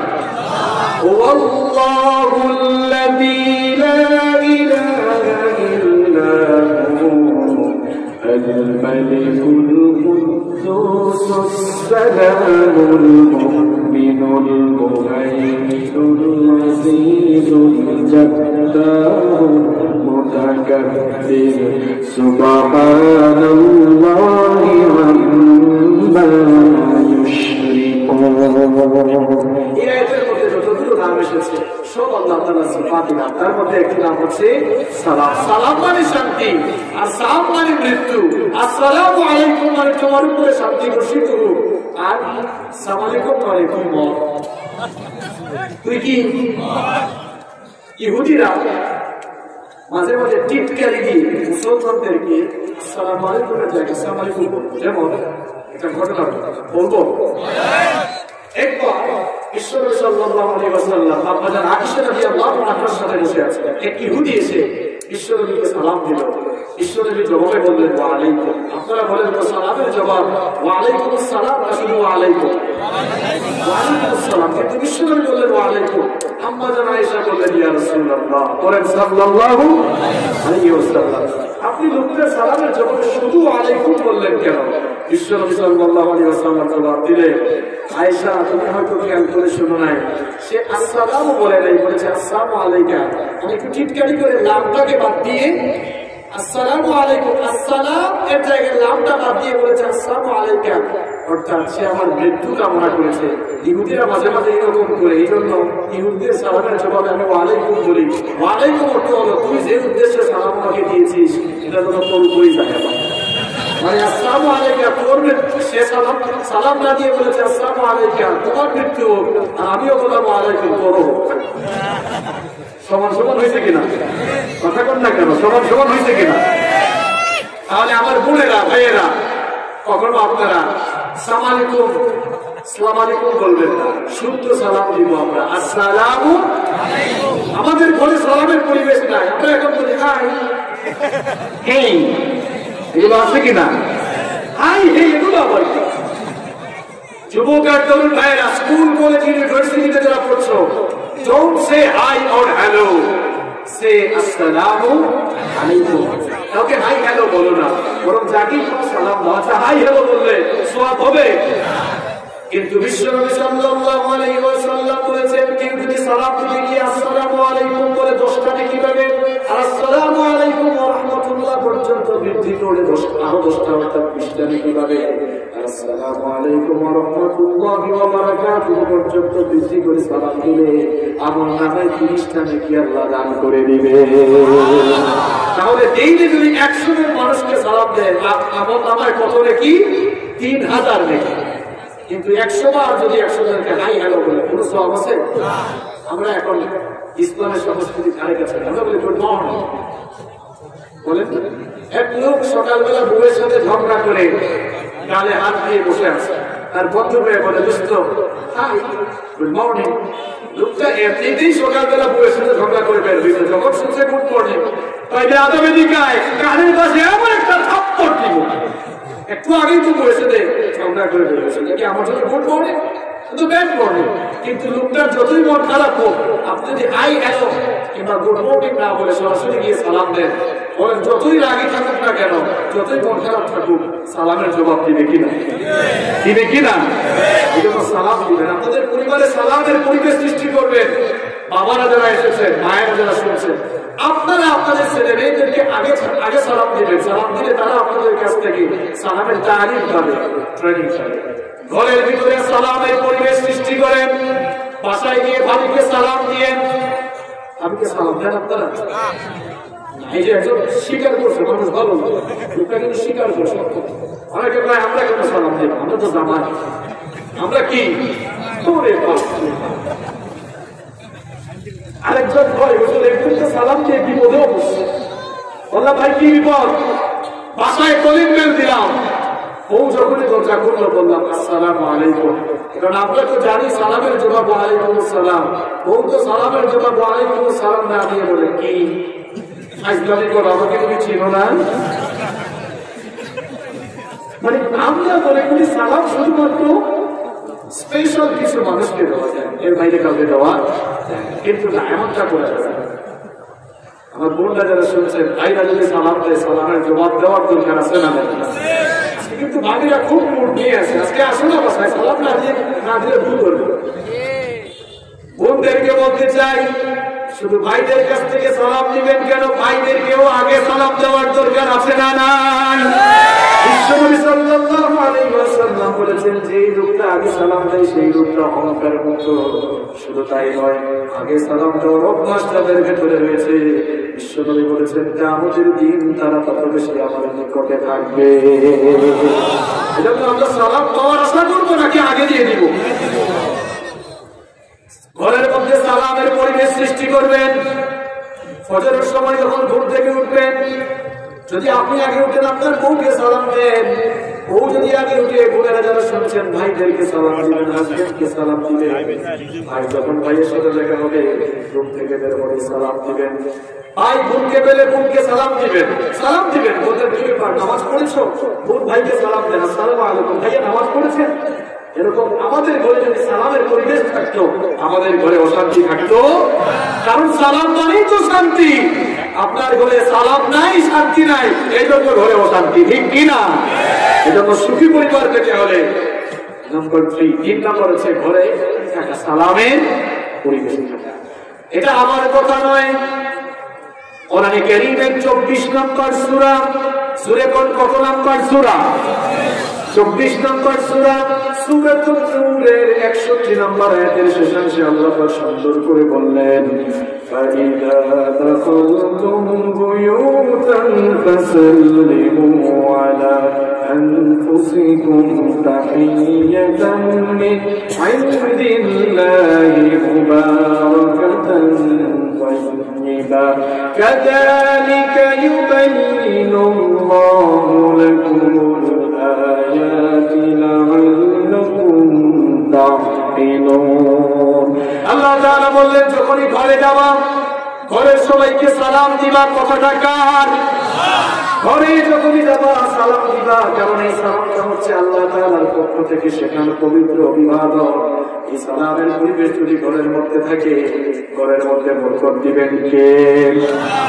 দেখেন তিরমিজি শরীফের মধ্যে হাদিস বর্ণিত হয়েছে, সাইয়েদনা আনাস রাদিয়াল্লাহু আনহু বলেন, আমার নবী আমাকে একদিন বললেন, ওগো আনাস, ইদা দাখালতা আলা আহলিকা ফাসাল্লিম ইয়াকুন বারাকাতুন আলাইকা ওয়া আলা আহলি বাইতিকা। আনাস, তুমি যখন ঘরে ঢুকবা ঘরে ঢোকা মাত্রই ঘরের সবাইকে সালাম দিবা, কারণ এই সালাম তোমার আর তোমার ঘরের সবার জন্য বরকত নাযিল হওয়ার কারণ হয়ে যাবে। তাহলে সুখী পরিবার হওয়ার 3 নম্বর উপাদান হলো ঘরের মধ্যে সালামের পরিবেশ। সালাম দিবেন তো আপনারা সবাই চিল্লায় বলেন ইনশাআল্লাহ। সুখী পরিবারের 4 নম্বর উপাদান হলো আনতাজাআলাল বাইতা মাকানান লিযিকরিল্লাহ। আপনার ঘরটাকে আল্লাহর জিকিরের ঘর বানাবেন। আপনার ঘরে যেন সব সময় আল্লাহর জিকির হয়, আপনার ঘরে যেন সব সময় কোরআনের সাউন্ড, কোরআনের ধ্বনি ধ্বনিত হয়। আপনার ঘরে তো কোরআনের তেলাওয়াত নাই, কোরআন তেলাওয়াত করে না, হুজুরের কাছে গিয়ে বলে হুজুর একটা তাবিজ দেন, এই পাবনায় মনে হয় তাবিজ নাই, কেন বসে না? আমি একবার গিয়ে দেখলাম এক ঘরের মধ্যে তাবিজ লটকানো। বললাম কি ব্যাপার, ঘরের মধ্যে তাবিজ লটকাইছেন কেন? কয় হুজুরের বলিয়েন না, ঘরের মধ্যে অশান্তি দূর হওয়ার কোন তাবিজ চলিয়েছি। আপনার ঘরে অশান্তি জিন ভূত আসবে না তো কার ঘরে আসবে? আপনার ঘরে তো কোরআনের তেলাওয়াত নাই। আমার নবী বলেছেন ঘরের মধ্যে কোরআনের তেলাওয়াত করো। যেই ঘরের মধ্যে কোরআন তেলাওয়াত হয়, বিশেষ করে আমার নবী বিশেষ করে সূরা বাকারার কথা বলছে, যেই ঘরে সূরাতুল বাকারার তেলাওয়াত হয়, শয়তান জিন বা ভূত ওই ঘরের ভেতরে আর থাকতে পারে না। আপনার ঘরে কোরআনের তেলাওয়াত এমন ঘর বানান যেই ঘরে সবাই কোরআন তেলাওয়াত করবে, তখনই ঘরের মধ্যে সুখ শান্তি লাভ করবেন কে? সুখী পরিবার গঠনের 5 নম্বর ফর্মুলা হচ্ছে ঘরের মধ্যে নামাজের পরিবেশ থাকা। জোরে কত কি থাকা? নামাজ আছে আপনাদের ঘরে? এই যে ওয়াজ শুনে এত মানুষ যাচ্ছে, এখানে অনেক মানুষ ফজরের নামাজ আসবে না, এটা খুব দুঃখজনক। আপনি ওয়াজ শুনে গেলেন আর ফজরের নামাজটাই কাজা করলেন, এই ওয়াজ শোনায় কোনো ফায়দা? আমার যুবক আর তরুণ ভাইয়েরা, কেন তোমরা নামাজে আসো না? শয়তান তোমাদেরকে কোন ধোঁকায় ফেলে রাখলো? কেন তোমরা নামাজে আসো না? যখন তোমাদেরকে নামাজের কথা বলি তখন তোমরা বলো যে হুজুর এখন তো বয়স হয়ে গেল। আমার বোনেরা, তোমরা যারা স্কুল কলেজ ইউনিভার্সিটিতে পড়ো, তোমরা কেন নামাজ পড়ো? তোমরা হয়তো ভাবছো যে এখনো তো বিয়ে শাদী ভাই স্কুল কলেজ ইউনিভার্সিটিতে পড়ছি, বয়স হোক, চুল পাকুক, আর যুবক তরুণরা মনে করে চুলদারি পাকুক, এরপরে নামাজ পড়বো। তুমি যে গুরু হবা, চুলদারি পাকবে, এটা কি কোনো গ্যারান্টি আছে? তুমি কি দেখো না তোমার মতো কত যুবক প্রত্যেক দিন দুনিয়া থেকে বিদায় হয়ে যাচ্ছে? তোমার মতো কত যুবক রাতে ঘরের মধ্যে ঘুমিয়েছে, সকালবেলা তার ঘর থেকে লাশ বের হয়, এরকম আছে না নাই? কেন তোমার বিবেক বোধ জাগ্রত হয় না? কেন শয়তান তোমাকে ঢুকায় ফেলে রাখলো? শয়তান তোমাকে পজিটিভলি ধোঁকা দিয়ে মসজিদ থেকে দূরে রাখছে, শয়তান তোমাকে পজিটিভলি ধোঁকা দিচ্ছে। তোমার বয়স হয় না, এখন নামাজ পড়ার দরকার নাই। এভাবে শয়তান তোমাকে বয়সের কথা বলে মসজিদ থেকে পজিটিভলি ধোঁকা দিয়ে বিরত রাখছে, কারণ মসজিদ থেকে তোমাকে দূরে রাখতে পারলেই কাল্লাম। কথা কন না কেন? নামাজ পড়লে খুশি হন কে? আর নামাজ ছেড়ে দিলে খুশি হয় কে? যুবকের তরুণ ভাইয়েরা, আজকে ফজরের নামাজটা কাজা করে তুমি কাকে খুশি করেছো? জোহরের নামাজ ছেড়ে দিয়ে তুমি কাকে খুশি করলে? মুরব্বী বাবারা 30, 40, 50 বছর অনেকের বয়স হয়ে গিয়েছে, আপনারাও নামাজ ছেড়ে দেন। ফজর চলে যায়, জোহর চলে যায়, আসর চলে যায়, মাগরিব যায়, এশা যায়। মা বোনরা, আপনাদেরকেও বলছি, এই যে 5 ওয়াক্তের নামাজ আপনার জীবন থেকে চলে যায়, প্রত্যেক দিন আপনি নামাজ ছেড়ে দিয়ে কাকে খুশি করছেন? আপনি নিজের বিবেক বুঝকে জাগ্রত করেন। আপনি দুনিয়ার রঙ্গ তামাশা, দুনিয়ার লোভ লালসা, মায়া মোহ, দুনিয়ার চাকচিক্যে মেতে উঠেছেন। আপনি মুসাফির খানায় এসে, মেহমান বাড়িতে এসে আপনি আপনার নিজের বাড়ির ঠিকানা ভুলে গিয়েছেন। আমরা দুনিয়াতে মেহমান হয়ে এসেছি। দুনিয়া হচ্ছে it's like a waiting room, এটা হচ্ছে ওয়েটিং রুমের মতো। দেশের বাইরে যখন আমরা সফরে যাই, ইমিগ্রেশন কমপ্লিট করার পরে আমরা ফ্লাইট ছাড়ার আগ পর্যন্ত একটা রুমে বসে বসে অপেক্ষা করি। ফ্লাইটের সময় যখন হয়ে যায়, ওই ওয়েটিং রুম থেকে বের হয়ে আমরা বিমানে উঠে যাই। ঠিক তেমনি ভাবে এই দুনিয়াটা হচ্ছে আমাদের জন্য ওয়েটিং রুম। আমরা ইমিগ্রেশন ক্রস করেছি আমাদের মায়ের পেটের ভেতরে থাকা গেলে, ওখান থেকে ইমিগ্রেশন ক্রস করে দুনিয়া নামক ওয়েটিং রুমে এসেছি। যখনই মালাকুল মাউত মৃত্যুর ফ্লাইট নিয়ে আসবেন, দুনিয়ার রঙ্গ তামাশা ছেড়ে দিয়ে আমাদেরকেও মৃত্যুর মাধ্যমে পরপারে পাড়ি জমাতে হবে, ঠিক কিনা? তাহলে কেন আপনি নামাজ ছেড়ে দিচ্ছেন? কেন নামাজ ছেড়ে দিচ্ছেন? আল্লাহর সামনে দাঁড়াতে হবে, এই ভয়টা কি আপনার অন্তরে একবারও জাগ্রত হয় না? দুনিয়া থেকে আপনি চলে যাবেন, মৃত্যু আপনার কাছে আসবে, আপনি দুনিয়া থেকে বিদায় হবেন, একটিবারও কি আপনার অন্তরে সেই ফিলিংস আসে না? যুবক আর তরুণ ভাইয়েরা, কেন তোমরা মসজিদে আসো না? কেন মৃত্যুর কথা তোমার স্মরণ হয় না? কেন তোমার কবরের কথা স্মরণ হয় না? তুমি তো ডিজিটাল যুগের মানুষ, তুমি কি দেখো না 1920 সালে দুনিয়াতে অনেক মানুষ ছিল, 2020 সাল আজ তারা মাটির সাথে বিলীন হয়ে গিয়েছে। আজ 2020 সাল, তুমি হয়তো দুনিয়াতে আছো, একটু চক্ষু বন্ধ করে চিন্তা করে দেখো, 2120 সালে তুমি থাকবে না, তুমিও মাটির সাথে মিশে যাবা, এই দুনিয়াতে থাকতে পারবে না। পৃথিবীতে আমাদের পূর্বপুরুষ যারাই ছিল তারা সকলেই চলে গিয়েছে, তারা সকলেই বড়াই করে বলতো, তাদেরকে মানুষ জিজ্ঞেস করতো বাড়ি কোথায়, বলতো ওই যে 6 10 ইটালিয়ান টাইলস করা বাড়ি দেখা যায়, এটা আমার বাড়ি।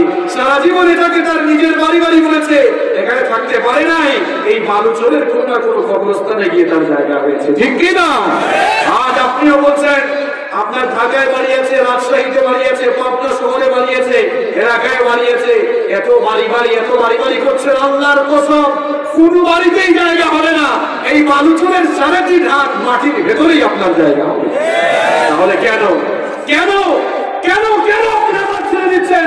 কেন আপনি মসজিদে আসেন না? কেন আপনার ঘরে নামাজ নাই? কেন আপনি নামাজ পড়েন না? কেন আপনার বউকে নামাজি বানান না? কেন আপনার ছেলে মেয়েকে নামাজি বানান না? What's the reason? কোন শয়তান কোন ইবলিসের সঙ্গে আপনার ফ্রেন্ডশিপ? কোন শয়তান কোন ইবলিসের সাথে আপনি বসবাস করেন? কেন আপনি নামাজে আসেন না? আহারে, আমরা এখন খুব পড়াই করে বলি সায়েন্স, ইনফরমেশন আর টেকনোলজি এখন অনেক উন্নত, সমৃদ্ধ আর বিকশিত, গোটা দুনিয়া এখন গ্লোবাল ভিলেজ হয়ে গিয়েছে। ঘরে বসে আমরা গোটা দুনিয়ার খবর নিতে পারি, ঠিক, ঘরে বসে গোটা দুনিয়ার খবর নিতে পারলেও আমি আপনি আমরা কেউই কিন্তু জানি না কার জন্য কাফনের কাপড় এসে দোকানে যাবে। কেউ জানে? কেউ জানে? আগামীকালকের ভোর আমরা দেখতে পারবো কিনা, আগামীকালকের সূর্যটা আমরা দেখতে পারবো কিনা আমরা জানি না। আপনার বিবেক বুদ্ধ কবে জাগ্রত হবে? কবে আপনি শয়তানের রাস্তা থেকে ফিরে আসবেন? আজকের দিনে অনেকের জন্য কবর খোলা হয়েছে, যারা গতকাল দুনিয়ায় ছিল আজ তারা তাদের নিচে শুয়ে আছে।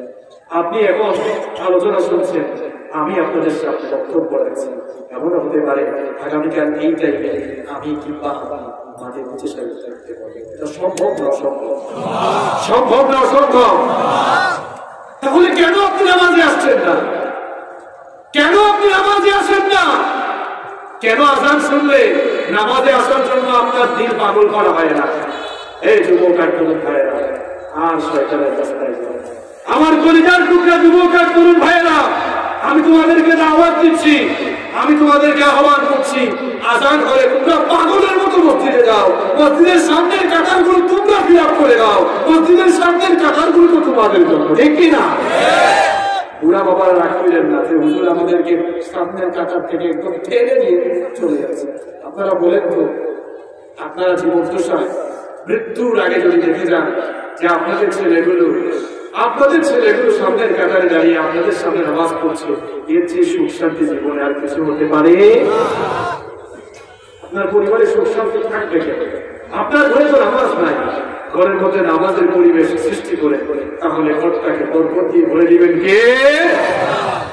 সালাত কায়েম করো, সালাত কায়েম করো, হবে সম্মান তুমি, হবে জান্নাতি তুমি, দেবে কাল হাসরে শীতল ছায়া আরশে আজিম।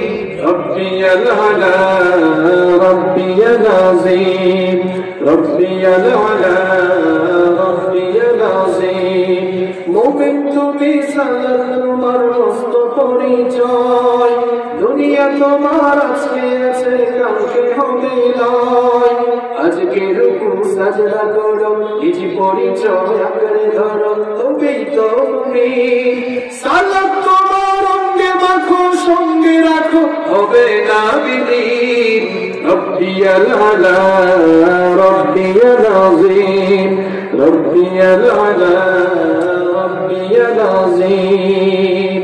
আল্লাহর ওয়াস্তে বলতেছি ভাই, খবরদার সাবধান, আর নামাজ ছাড়িয়ে। আল্লাহ তাআলা জাহান্নামকে 7টি ক্লাসে ভাগ করেছেন, শুধুমাত্র বেনামাজীদের জন্য আল্লাহ তাআলা সাকার নামক ভয়াবহ জাহান্নাম বানিয়েছেন। যুবক ভাই, তরুণ ভাই, তুমি তো জাহান্নামের আগুন সইতে পারবে না, তুমি জাহান্নামের আগুন সইতে পারবে না, কারণ জাহান্নামের আগুনকে আল্লাহ তাআলা দুনিয়ার আগুনের চাইতে আরো 69 বার বেশি পাওয়ারফুল করেছেন। তুমি ওই জাহান্নামের আগুনে ফুটতে পারবে না। তোমাকে আল্লাহ মাটি দিয়ে পয়দা করেছেন। ওই জাহান্নামের আগুন থেকে যদি বাঁচতে চাও, আযাব হয়ে গেলে পাগলের মতো মসজিদে দৌড়াও। আল্লাহ আমাদেরকে নামাজি বানাও। আরো আস্তে বলে দাও আমিন। তাহলে সুখী পরিবারের জন্য ঘরের মধ্যে কি থাকবে? আপনার বউটা নামাজি হলে একটু কাছে যান, মাথায় হাত দিয়ে আদর করে বলে, তুই তোমার স্ত্রী নামাজ পড়ছো। একজন ভালো স্বামী চাইলে একজন খারাপ স্ত্রীকে ভালো বানিয়ে দিতে, একজন ভালো স্ত্রী চাইলে তার খারাপ স্বামীটাকেও ভালো বানিয়ে দিতে। অনেক বোনেরা অভিযোগ করেন, হুজুর আমার স্বামী সিগারেট খেয়ে আমার পছন্দ না।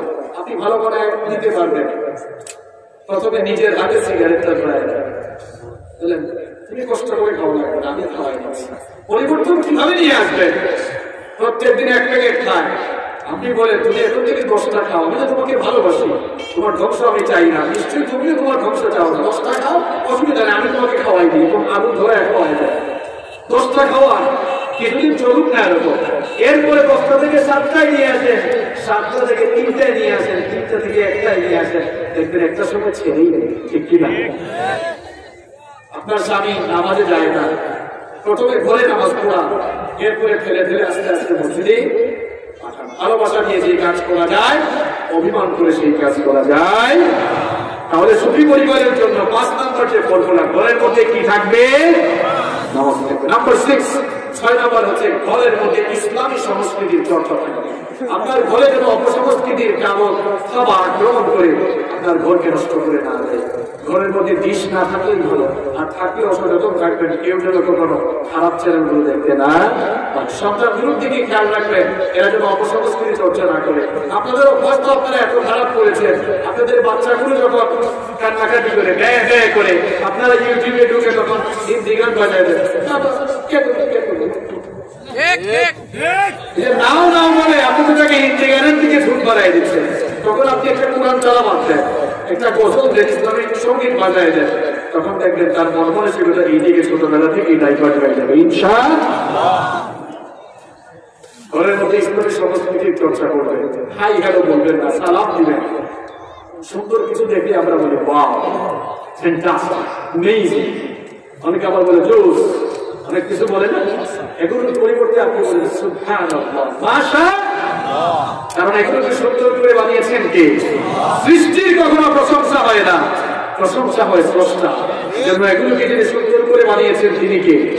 তার প্রশংসা করে বললেন সুবহানাল্লাহ, মাশাআল্লাহ।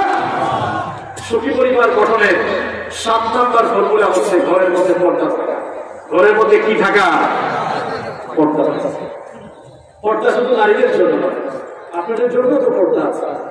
আপনাদের জন্য 14 জন নারী মাহরাম, এই 14 জন নারী ছাড়া বাকি সবার সামনে আপনাকে পর্দা করতে হবে। আমার বোনেরা যারা শুনছেন, 14 জন পুরুষ ছাড়া বাকি সবার সামনে পর্দা করতে হবে। অনেকে বলে যে বড় ভাবি তো মায়ের মতো না, একটু আলাদা রূপে দিয়ে দেখেন, বুঝলেন মায়ের মতো। আমি অবশ্যই দেবনের সামনে পর্দা, অবশ্যই পর্দা করবেন এবং প্রয়োজন ছাড়া কথাও বলবেন।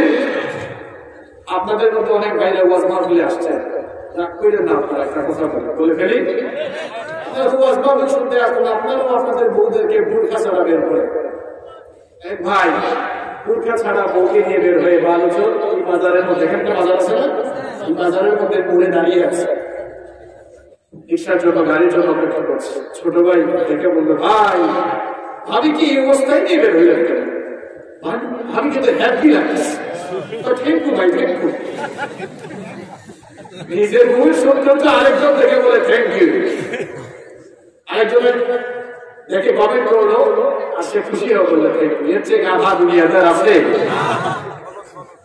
বলো না, আসলেই বলো, ঠিকই বলছো। বললো ভাই আপনি তো দেখলাম গতকাল ওয়াজ মাহফিলে আসছেন, এক হাসিপুর আমার হুজুর ওয়াজ করলো, আপনি শুনছেন, তো আজকে ভাবিকে নিয়ে এরকম বের হইলেন কেন? হয় কি জানেন ভাই, দেখো তোমার ভাবিটা খুব সুন্দরী, রূপসী, আমি ঘরে থাকি খুব ভালো করে দেখি, চিন্তা করলাম আমার বউটা কত সুন্দরী রূপসী, এলাকার কেউ তো জানে না, এলাকার মানুষেরও তো একটা হক আছে। এরকম নিজের বউয়ের সৌন্দর্য এলাকার মানুষকে দেখায়, এলাকার মানুষের হক কে কে আপনারা আদায় করেন? হাত তোলেন তো, যারা উঠতে যারা খুব ভালোভাবে হক এরকম হক আদায় করেন নাকি? আপনার মতো গাধা, আপনার মতো বলদ তো দুনিয়াতে আর কেউ নাই। আপনার ভিতরে কি একটু আত্মসম্মান বোধ নেই? আপনার জিনিসটা আরেকজন দেখে। অনেকে আবার নিজের বউয়ের ফটো ফেসবুকে আপলোড করে, ভাবিকে চুজ লাগতেছে, ভাই ইস ভাবিকে না লাগতেছে, আবার হে রিপ্লাইও দেয় থ্যাংকু থ্যাংকু, এটা তো থ্যাংকু বলে না, থ্যাংকু বলে। গাধা গুনারেন নিজের বউয়ের সবকিছু আরেকজন দেখে বলে জুস, জুস তো আরেকজন খেয়ে ফেলে, তুমি কি করো?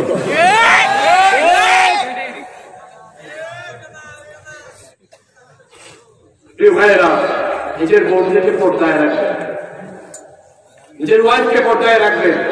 পর্দার কথা বললেই অনেকে চুলকে দেখেন না। আমার দেশে এক কথা কথিত বুদ্ধি প্রতিবন্ধী কিছুদিন আগে বলেছে বুরখা নাকি স্বাস্থ্যের জন্য ক্ষতিকর। আমি তো বারবার বলেছি এই লোকটার মাথার মধ্যে শয়তান পেশাব করেছে। এমন কথা সে কিভাবে বলে? এই লোকটা এই কথা বলেছে, আমি তার নাম বলি ডাক্তার জাফরুল্লাহ।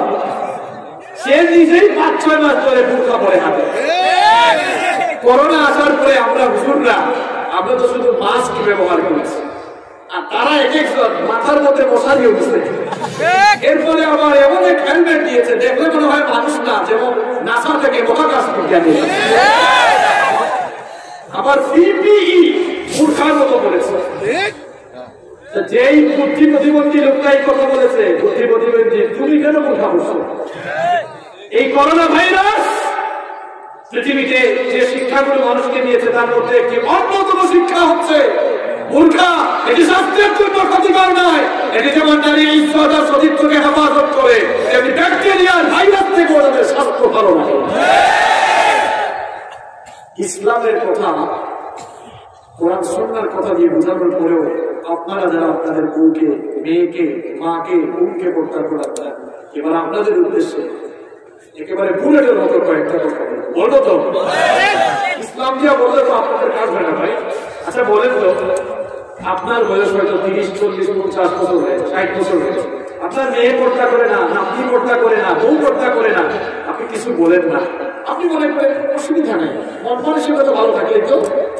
এবার আপনাকেই বলছি, গো ব্যাক, এখন ফিরে যান। আপনার বয়স যখন 20 বছর ছিল, এবারে আপনি ভালো মনের মানুষ ছিলেন, কোন মেয়ের দিকে দৃষ্টি দেন না, কিন্তু আপনি বলেন তো, আপনি বলেন আপনার সমবয়সী ছেলেরা রাস্তাঘাটে মেয়েদেরকে দেখলেই এরকম সম্পর্ক আছে না নাই? আপনার মেয়েটাকে, আপনার বোনটাকে যে আপনি বের করে দিলেন বোরখা ছাড়া, আপনি কি জানেন না যে আপনার মেয়ে, আপনার বোন, আপনার স্ত্রীর দিকে কতজন নজর দিয়ে আপনার বউয়ের মাধ্যমে সমাজে পাপ ছড়িয়ে যাচ্ছে, বোনের মাধ্যমে পাপ ছড়াচ্ছে। আপনার কিন্তু আত্মসম্মান বোধ নাই। নিজের আত্মসম্মান বোধ, নিজের স্ট্যাটাস, নিজের পার্সোনালিটি আপনি জাগ্রত করেন। যদি আপনি আপনার ভেতরে আত্মসম্মান বোধ থেকে থাকে, ইসলাম না মানলেও অন্তত আত্মসম্মান বোধের খাতিরে হলেও আপনি আপনার ঘরের মহিলাদেরকে পর্দা করেন, ঠিক কিনা? আমার বোনেরা, মায়েরা, মহিলা প্যান্ডেল থেকে যারা শুনছেন, আল্লাহর ওয়াস্তে আপনারা বুরখা পরবেন। আমার বোনেরা, তোমরা যারা স্কুলে পড়ো, কলেজে, বিশ্ববিদ্যালয়ে পড়ো, তোমরা তোমাদের স্কুলে, কলেজে, বিশ্ববিদ্যালয়ে যাওয়ার সময় বুরখা পরে যাও। এই বুরখা তোমাদের সম্মান কমায় নাই, বরং বুরখা তোমাদের ইজ্জত আরো ভালো করছে, ঠিক কিনা? তাহলে সুখী পরিবারের জন্য 7 নম্বর ফর্মুলা হচ্ছে ঘরের মধ্যে কি থাকা। আপনাদের কষ্ট হচ্ছে নাকি?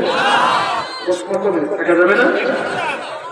নাম্বার 8, সুখী পরিবার গঠনের 8 নম্বর ফর্মুলা হলো ঘরের মধ্যে দিন চর্চা নিশ্চিত করা।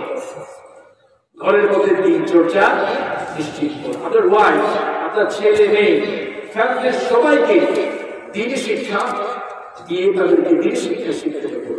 আপনার সন্তানকে আপনি O লেভেলে পড়ান, A লেভেলে পড়ান, ইংলিশ মিডিয়ামে পড়ান, অসুবিধা নেই, সায়েন্সে পড়বে, কমার্সে পড়বে, কোনো অসুবিধা নেই।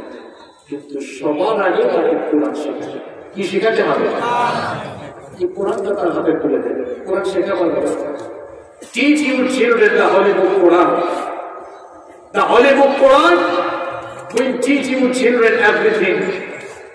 আপনার সন্তানকে আপনি কোরআন শেখান, দেখবেন এই কোরআন আপনার সন্তানকে গোটা দুনিয়ার জ্ঞান বিজ্ঞানের সাথে পরিচিত করে দেবে, ঠিক কিনা? এবিসিডি ক খ এগুলো পরে শিখান, আগে আলিফ বা তা তা শিখান। এখন তো অনেকে ঘরে বসে আলিফ বা তা শিখে গেছে। কি কথা যে বলে, কোন চেয়ারে বসে কোন কথা বলতে হবে এইগুলো বলা যাবে না। নিজের সম্মান নিজেই কমাচ্ছে। ওই হুজুররা তো পিঠা খায়া খায়া আলিফ বা তা শিখছে, আর আমি ঘরে বসে আলিফ বা তা সব শিখে ফেলেছি। তুমি আলিফ বা তা ঘরে বসে শিখছো বলে তোমাকে দেখতে দেবদাসের মতো লাগে। নিজের ভেতরে নবীজির সুন্নাহ এখনো ডেভেলপ করতে পারো নাই। আর আলেম উলামারা আলু ভর্তা আর ডাল খেয়ে আলেম উলামাদের পায়ের কাছে পড়ে পড়ে কোরআন চিন্তা শিখেছে বলে তারাই ইসলামের সঠিক শিক্ষা এবং দীক্ষা পেয়েছে। শুধু আলিফ বা তা শিখলি সব শিখা যায়। আরেকজন তো কয় আমি 70-80 টাকা নকল নামাজ দিই নি করি। আমার দেখা যায় গানের কনসার্টে বসে থাকে। যারা এদিকেও থাকে ওদিকেও থাকে, এই লোকটাকে আমার আল্লাহ নাম দিয়েছেন মুনাফিক। এটা কিন্তু এর হাসিবুর রহমান বলে নেন, বলেছেন কে?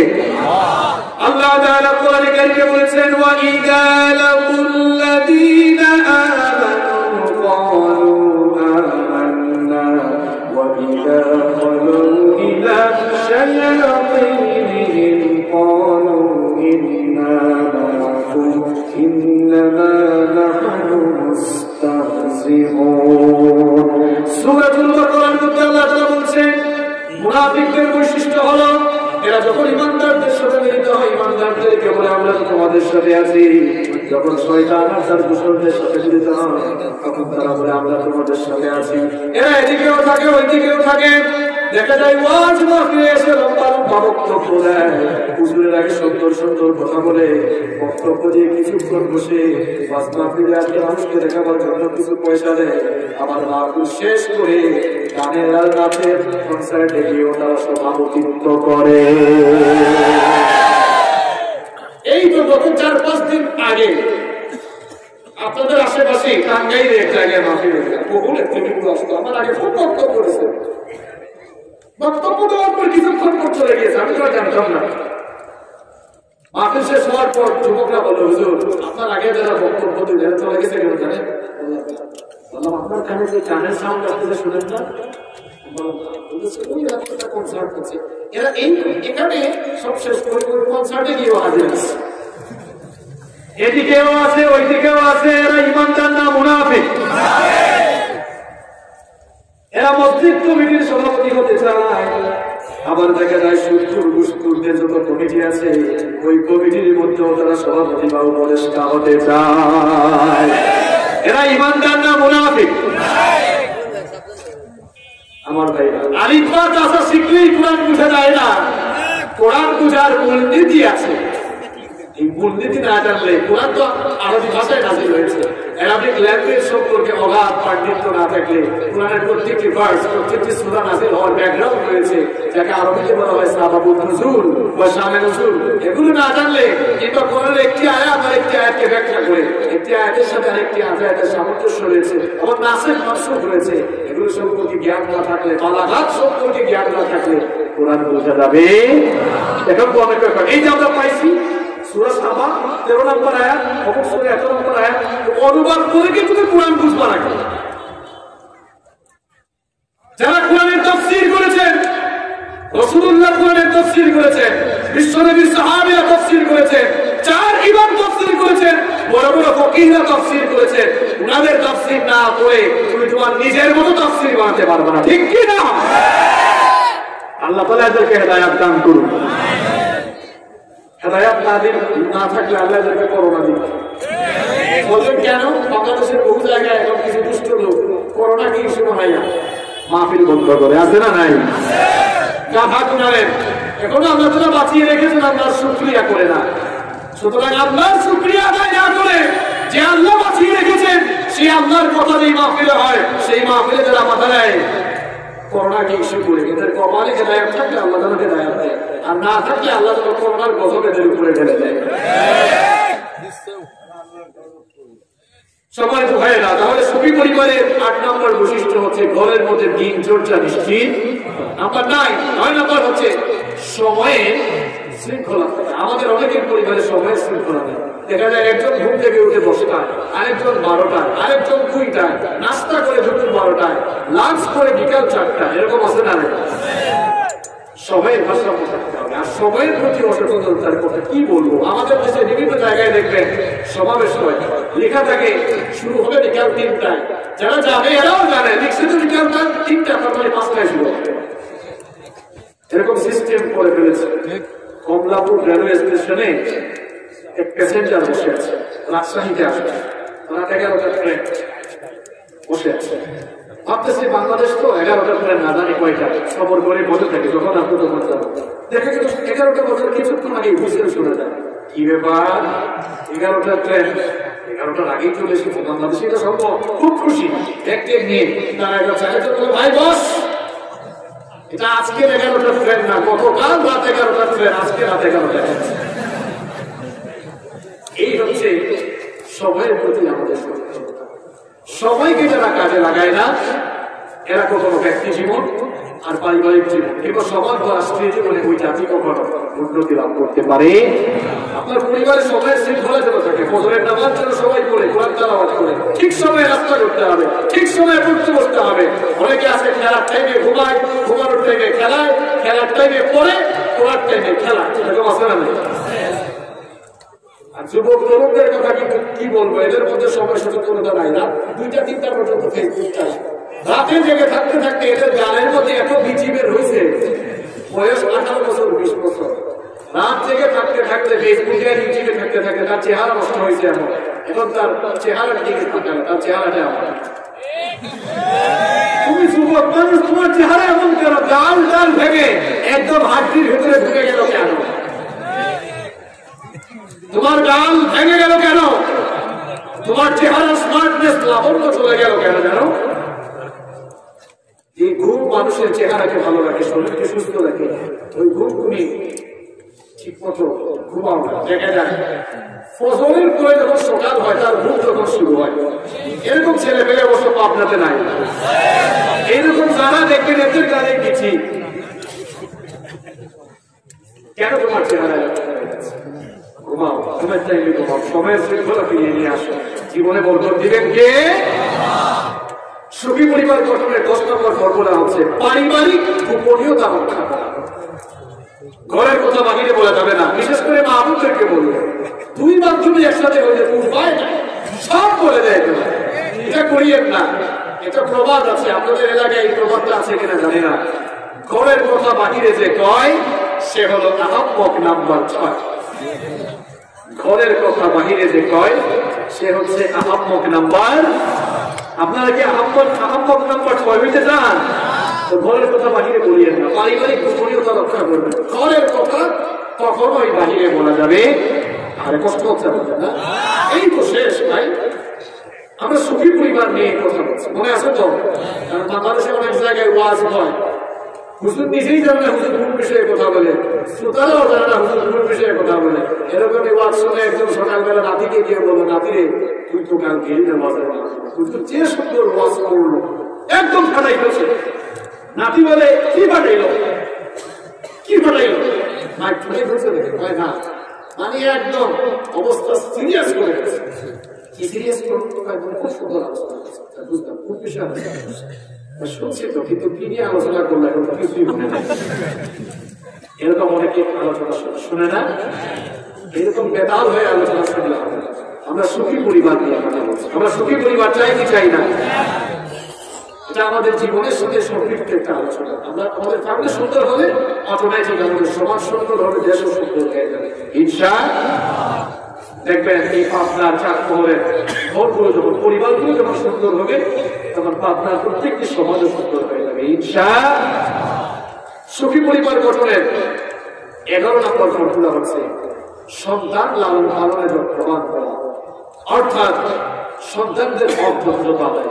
আপনাদের সন্তানগুলো নষ্ট হয়, এরপরে হুজুরকে আসতে বলে হুজুর একটু মা বাবার খেদমতের ওয়াজ করে, আমাদের ছেলে পেলেরা কথা শুনবে। কেমনে কথা শুনবে বলেন? নিজের ছেলে মেয়েদের প্রতি যে রেসপন্সিবিলিটি ছিল সেই দায়িত্ব আপনারা আদায় করবেন। ছেলে মেয়ে লালন পালনে সচেতন হতে হবে, তাদের হক আদায় করতে হবে। ছেলে মেয়েদের যে হকগুলো রয়েছে আমি সংক্ষেপে বলছি, তাদের সুন্দর একটা নাম রাখবেন।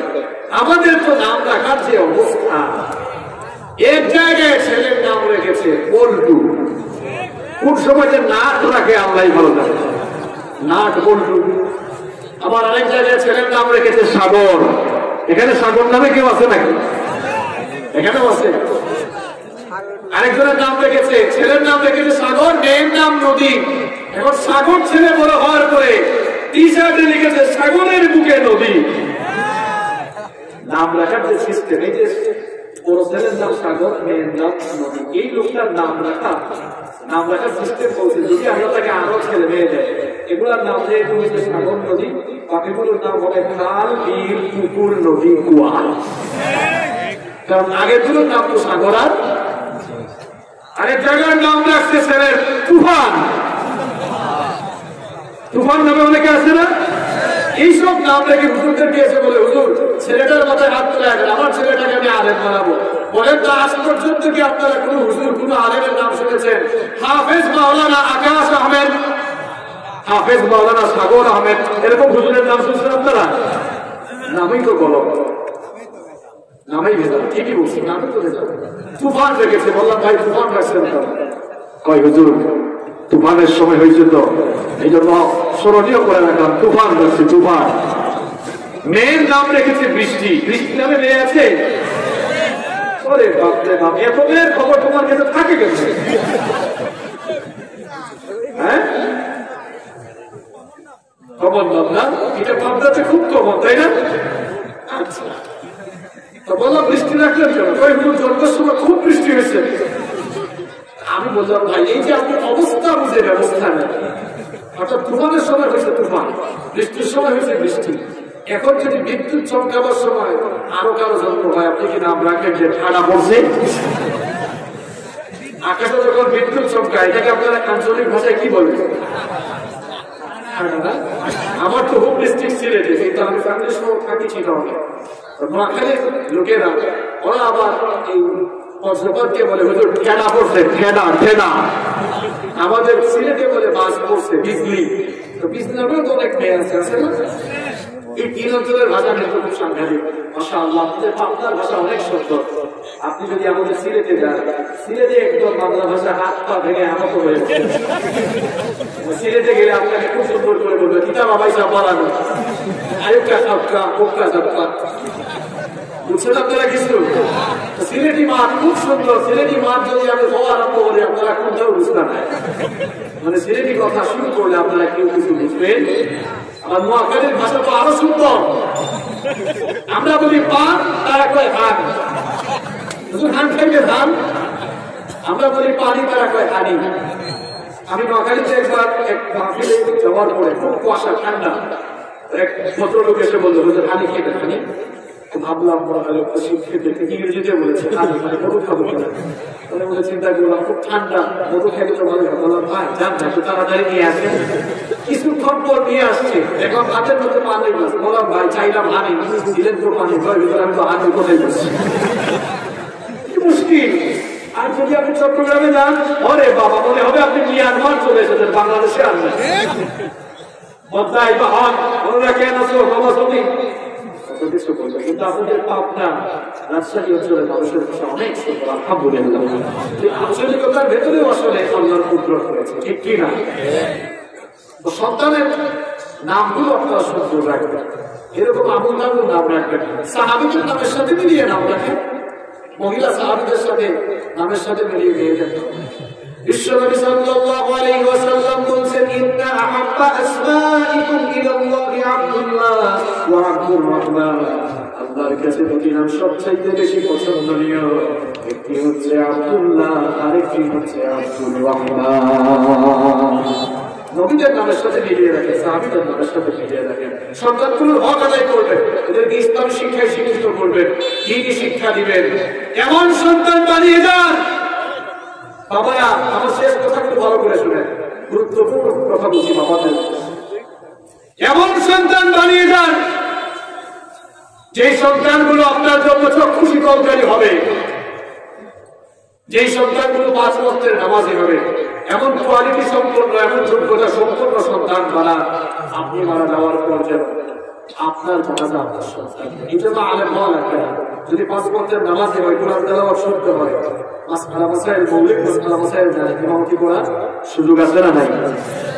আমার বাবা মারা গিয়েছেন 2012 সালে। 2012 সালে আমার বাবা মারা গিয়েছেন। আমার বাবা জানাজার নামাজে আমি নিজেই ইমামতি করেছি, এবং এটা আমার বাবার স্বপ্ন ছিল, ইচ্ছে ছিল যে আমার লাশটাকে কাটিয়ে বহন করবে আমার ছেলে, এবং আমার জানাজায় ইমামতিও করবে আমার ছেলে। আলহামদুলিল্লাহ, আমার বাবার সেই স্বপ্ন পূরণ হয়েছে। বিশ্বাস করে ভাড়া করা হুজুর জানাজার নামাজে সে যে আবেগ নিয়ে নামাজ পড়াবে, আপনার কলিজার টুকরা সন্তান তার চাইতে কোটি গুণ বেশি আবেগ নিয়ে ইমামতি করবে। ভাড়া করা হুজুর আপনার জানাজায় প্রত্যেকটা তাকবীর দেওয়ার সময় কোনো আবেগ কাজ করবে না। আর আপনার সন্তান জানাজার নামাজে 4টা তাকবীর দিতে গিয়ে তার কলিজাগুলো কেটে যাবে। আমি সেই দৃশ্য এখনো আমার চোখে ভাসে। আমি আমার বাবার জানাজায় যখন ইমামতি করেছি, প্রত্যেকটা তাকবীর দিতে গিয়ে আমার কলিজাটা ফেটে গিয়েছে, এমন আবেগ আমার মধ্যে কাজ করেছে। নিজের সন্তানগুলোকে দ্বীনি শিক্ষা দিয়ে যান। আমার মায়েরা, বোনেরা, মহিলা ব্যান্ডেল থেকে যারা শুনছেন, রিকোয়েস্ট করে যাচ্ছি আপনাদেরকে, আপনাদের সন্তানদেরকে আপনার A লেভেল, O লেভেল, সায়েন্সে, কমার্সে পড়ার কোনো অসুবিধা নেই, কিন্তু এই সন্তানগুলোকে নামাজি বানিয়ে যান। এরা যেন শুদ্ধ করে কোরআন তেলাওয়াত করতে পারে, এরা যেন নামাজি হয়। তাহলে মারা যাওয়ার পরে ভাড়া করা হুজুর নয়, আপনার সন্তানই আপনার জানাজা দিবে। আপনার সন্তান যখন চোখের পানি থাকবে, চোখের পানি রেখো পাওয়ার, গোটা দুনিয়ার সমুদ্র আর মহাসমুদ্রের পানি নিয়ে কবরে জাহান্নামের আগুন নেভানো যায় না। কিন্তু আপনার কলিজার টুকরা সন্তান যদি আপনার জন্য 2 ফোঁটা চোখের পানি ছেড়ে দিয়ে আল্লাহর কাছে হাত তুলে ভিক্ষুকের মতো দোয়া করে, ওই 2 ফোঁটা চোখের পানির পাওয়ার এত বেশি, ওই 2 ফোঁটা চোখের পানি নাকের ডগায় আসার আগে মাত্র 2 ফোঁটা চোখের পানি দিয়ে আপনার কবরের জাহান্নামের আগুন আল্লাহ নিভিয়ে দেবে। এমন সন্তান রেখে যাবেন না, আপনি কবরে যাওয়ার পর এতে গাঁজা খাবে, আবার বাবা খাবে না, আমাদের ধারে কাছে আসবে না।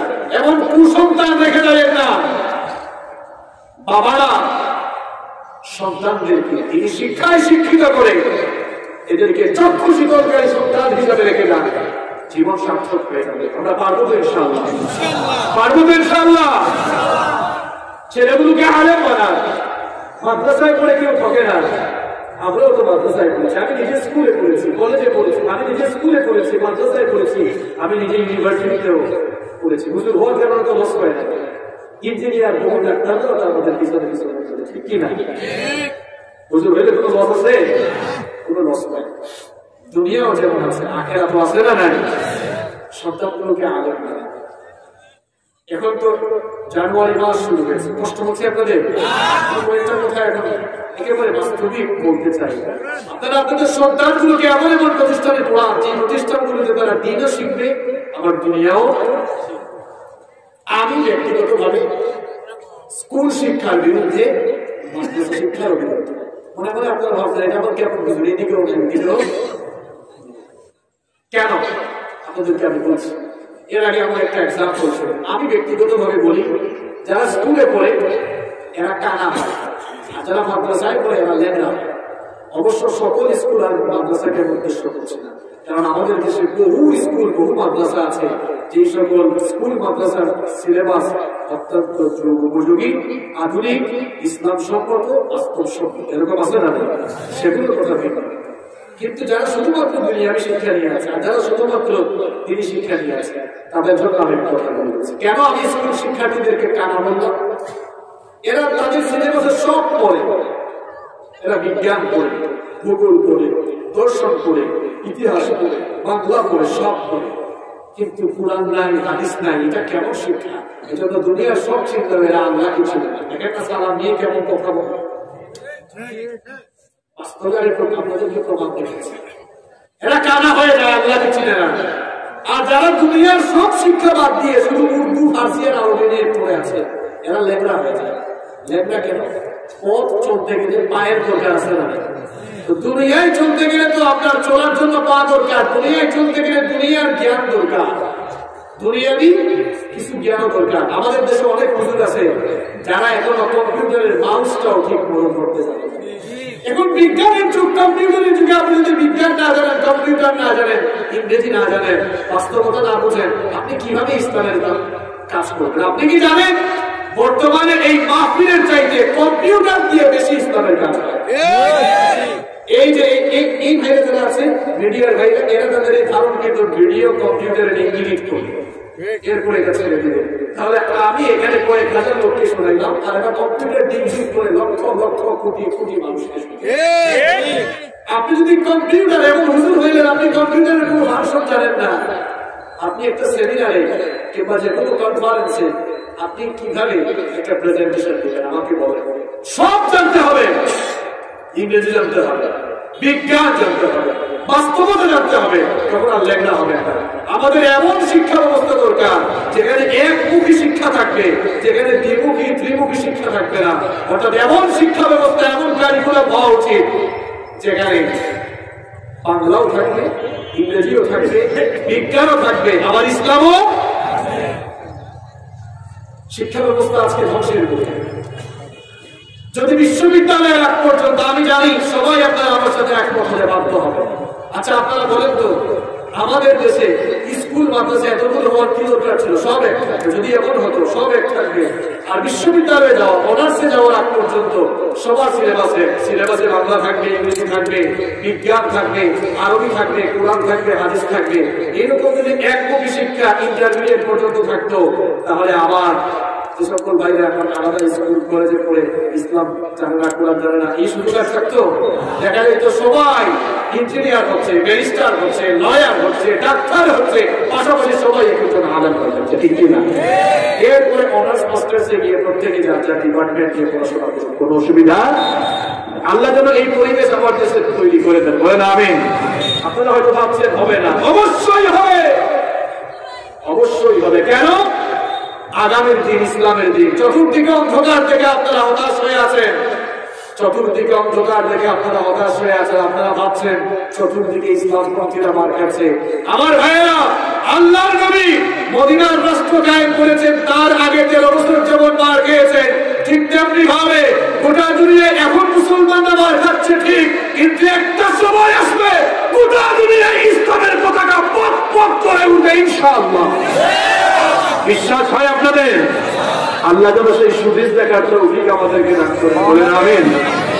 সন্তানগুলোকে সুশিক্ষায় শিক্ষিত করবে, এদের হক আদায় করবে। সুখী পরিবার গঠনের 12 নম্বর উপাদান হচ্ছে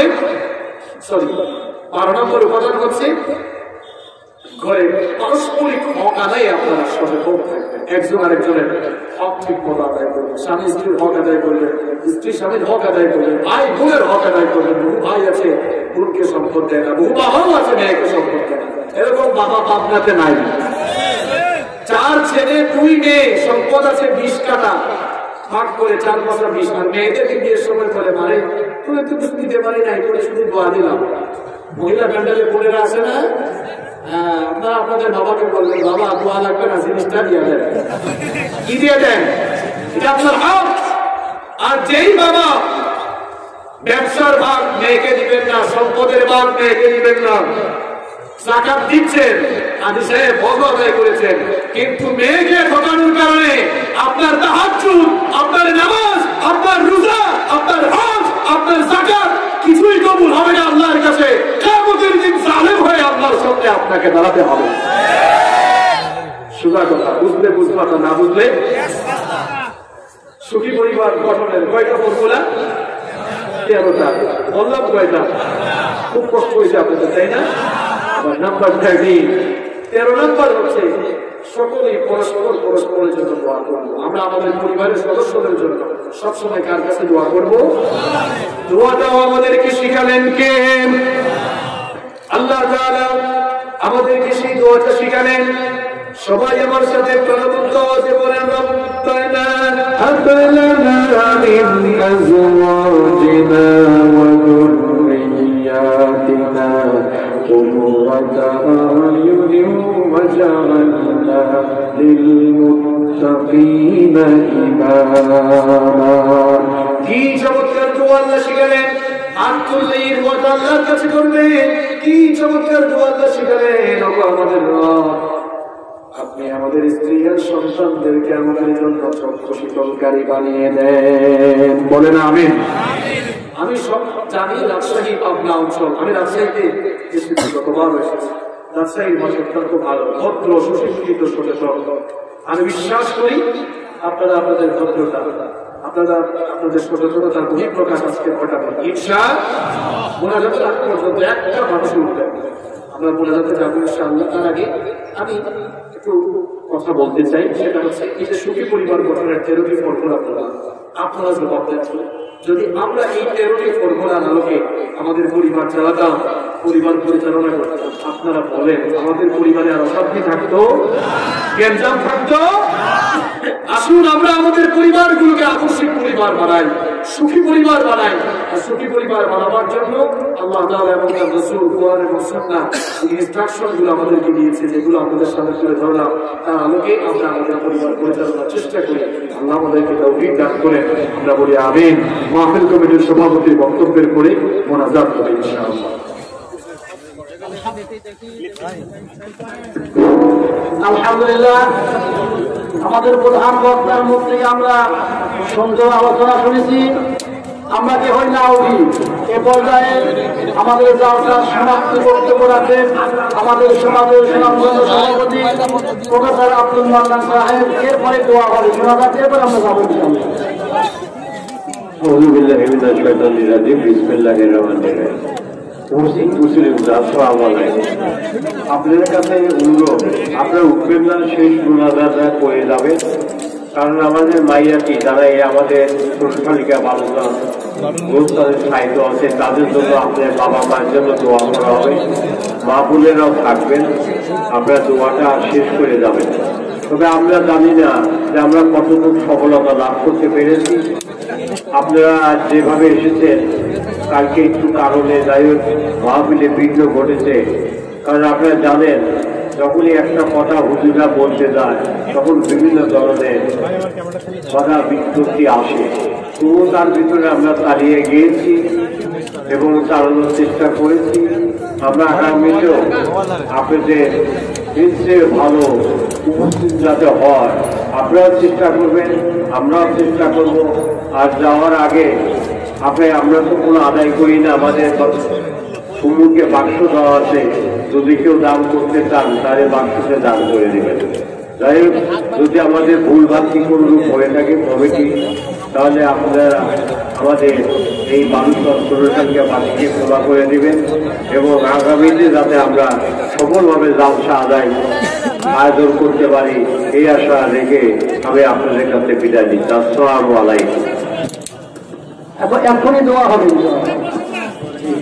আমরা এখনই দোয়া করবো। আমার প্রিয় রেজাউল করিম ভাই একটি ইসলামী সঙ্গীতের অনুরোধ করেছেন, ওনার অনুরোধটা আমি ফেলবো না, এই জন্য ওনার অনুরোধটা আমি রাখবো। কারণ তিনি দাওয়াত দেওয়ার জন্য ইউসুফ ভাই আমাকে দাওয়াত দেওয়ার জন্য গত বছর এই মামলা থেকে চট্টগ্রামে গিয়েছে। 1 বছর আগে গিয়ে দাওয়াত দিয়েছেন। তারা আমাকে অন্তর থেকে ভালোবাসেন, তাদেরকে আমিও অন্তর থেকে এবং আপনাদেরকে ওহিবুকুমুল্লাহ, আমিও আপনাদেরকে আল্লাহর জন্য ভালোবাসি। আল্লাহ যেন আমাদের এই ভালোবাসা কবুল করেন, আমরা বলি আমিন। রাশি গানটি পরিবেশন করি, আমরা মোনাজাত করব। তুমি আরশে থাকো প্রভু, আমি জমিনে তবু তোমার প্রেম জমে হৃদয় রঙিনে। তুমি আরশে থাকো প্রভু, আমি জমিনে তবু তোমার প্রেম জমে হৃদয় রহিমে আমি তোমারি গোলাম অন্য কারো না আমি তোমারি গোলাম অন্য কারো না আলিমুল গায়ব তুমি মালিক রব্বানা আলিমুল গায়ব তুমি মালিক রব্বানা আল্লাহ আল্লাহ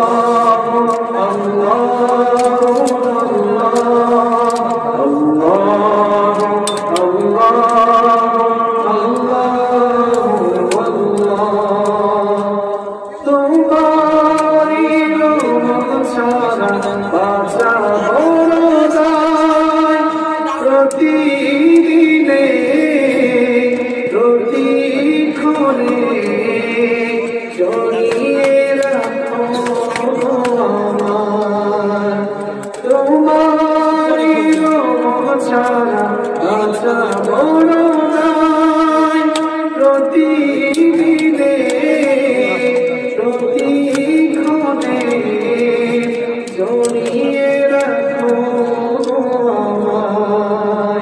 জন্নতি ফুল দিও গো আমায় জন্নতি ফুল দিও গো আমায় আগুনে ফেলে দিও না আমি তোমারি গোলাম গো অন্য কারো না আলিমুল গায়ব তুমি মালিক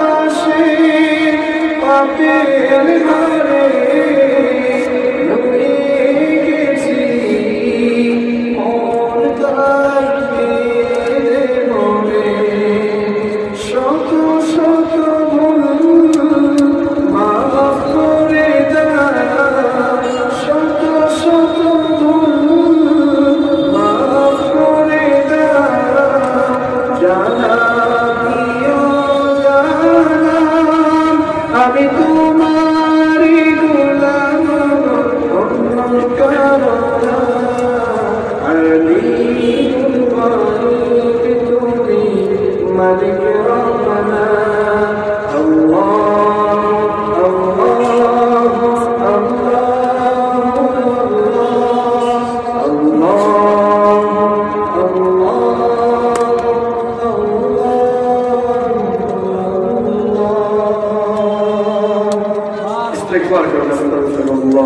إن الله غفور رحيم استغفر الله الذي لا إله إلا هو الحي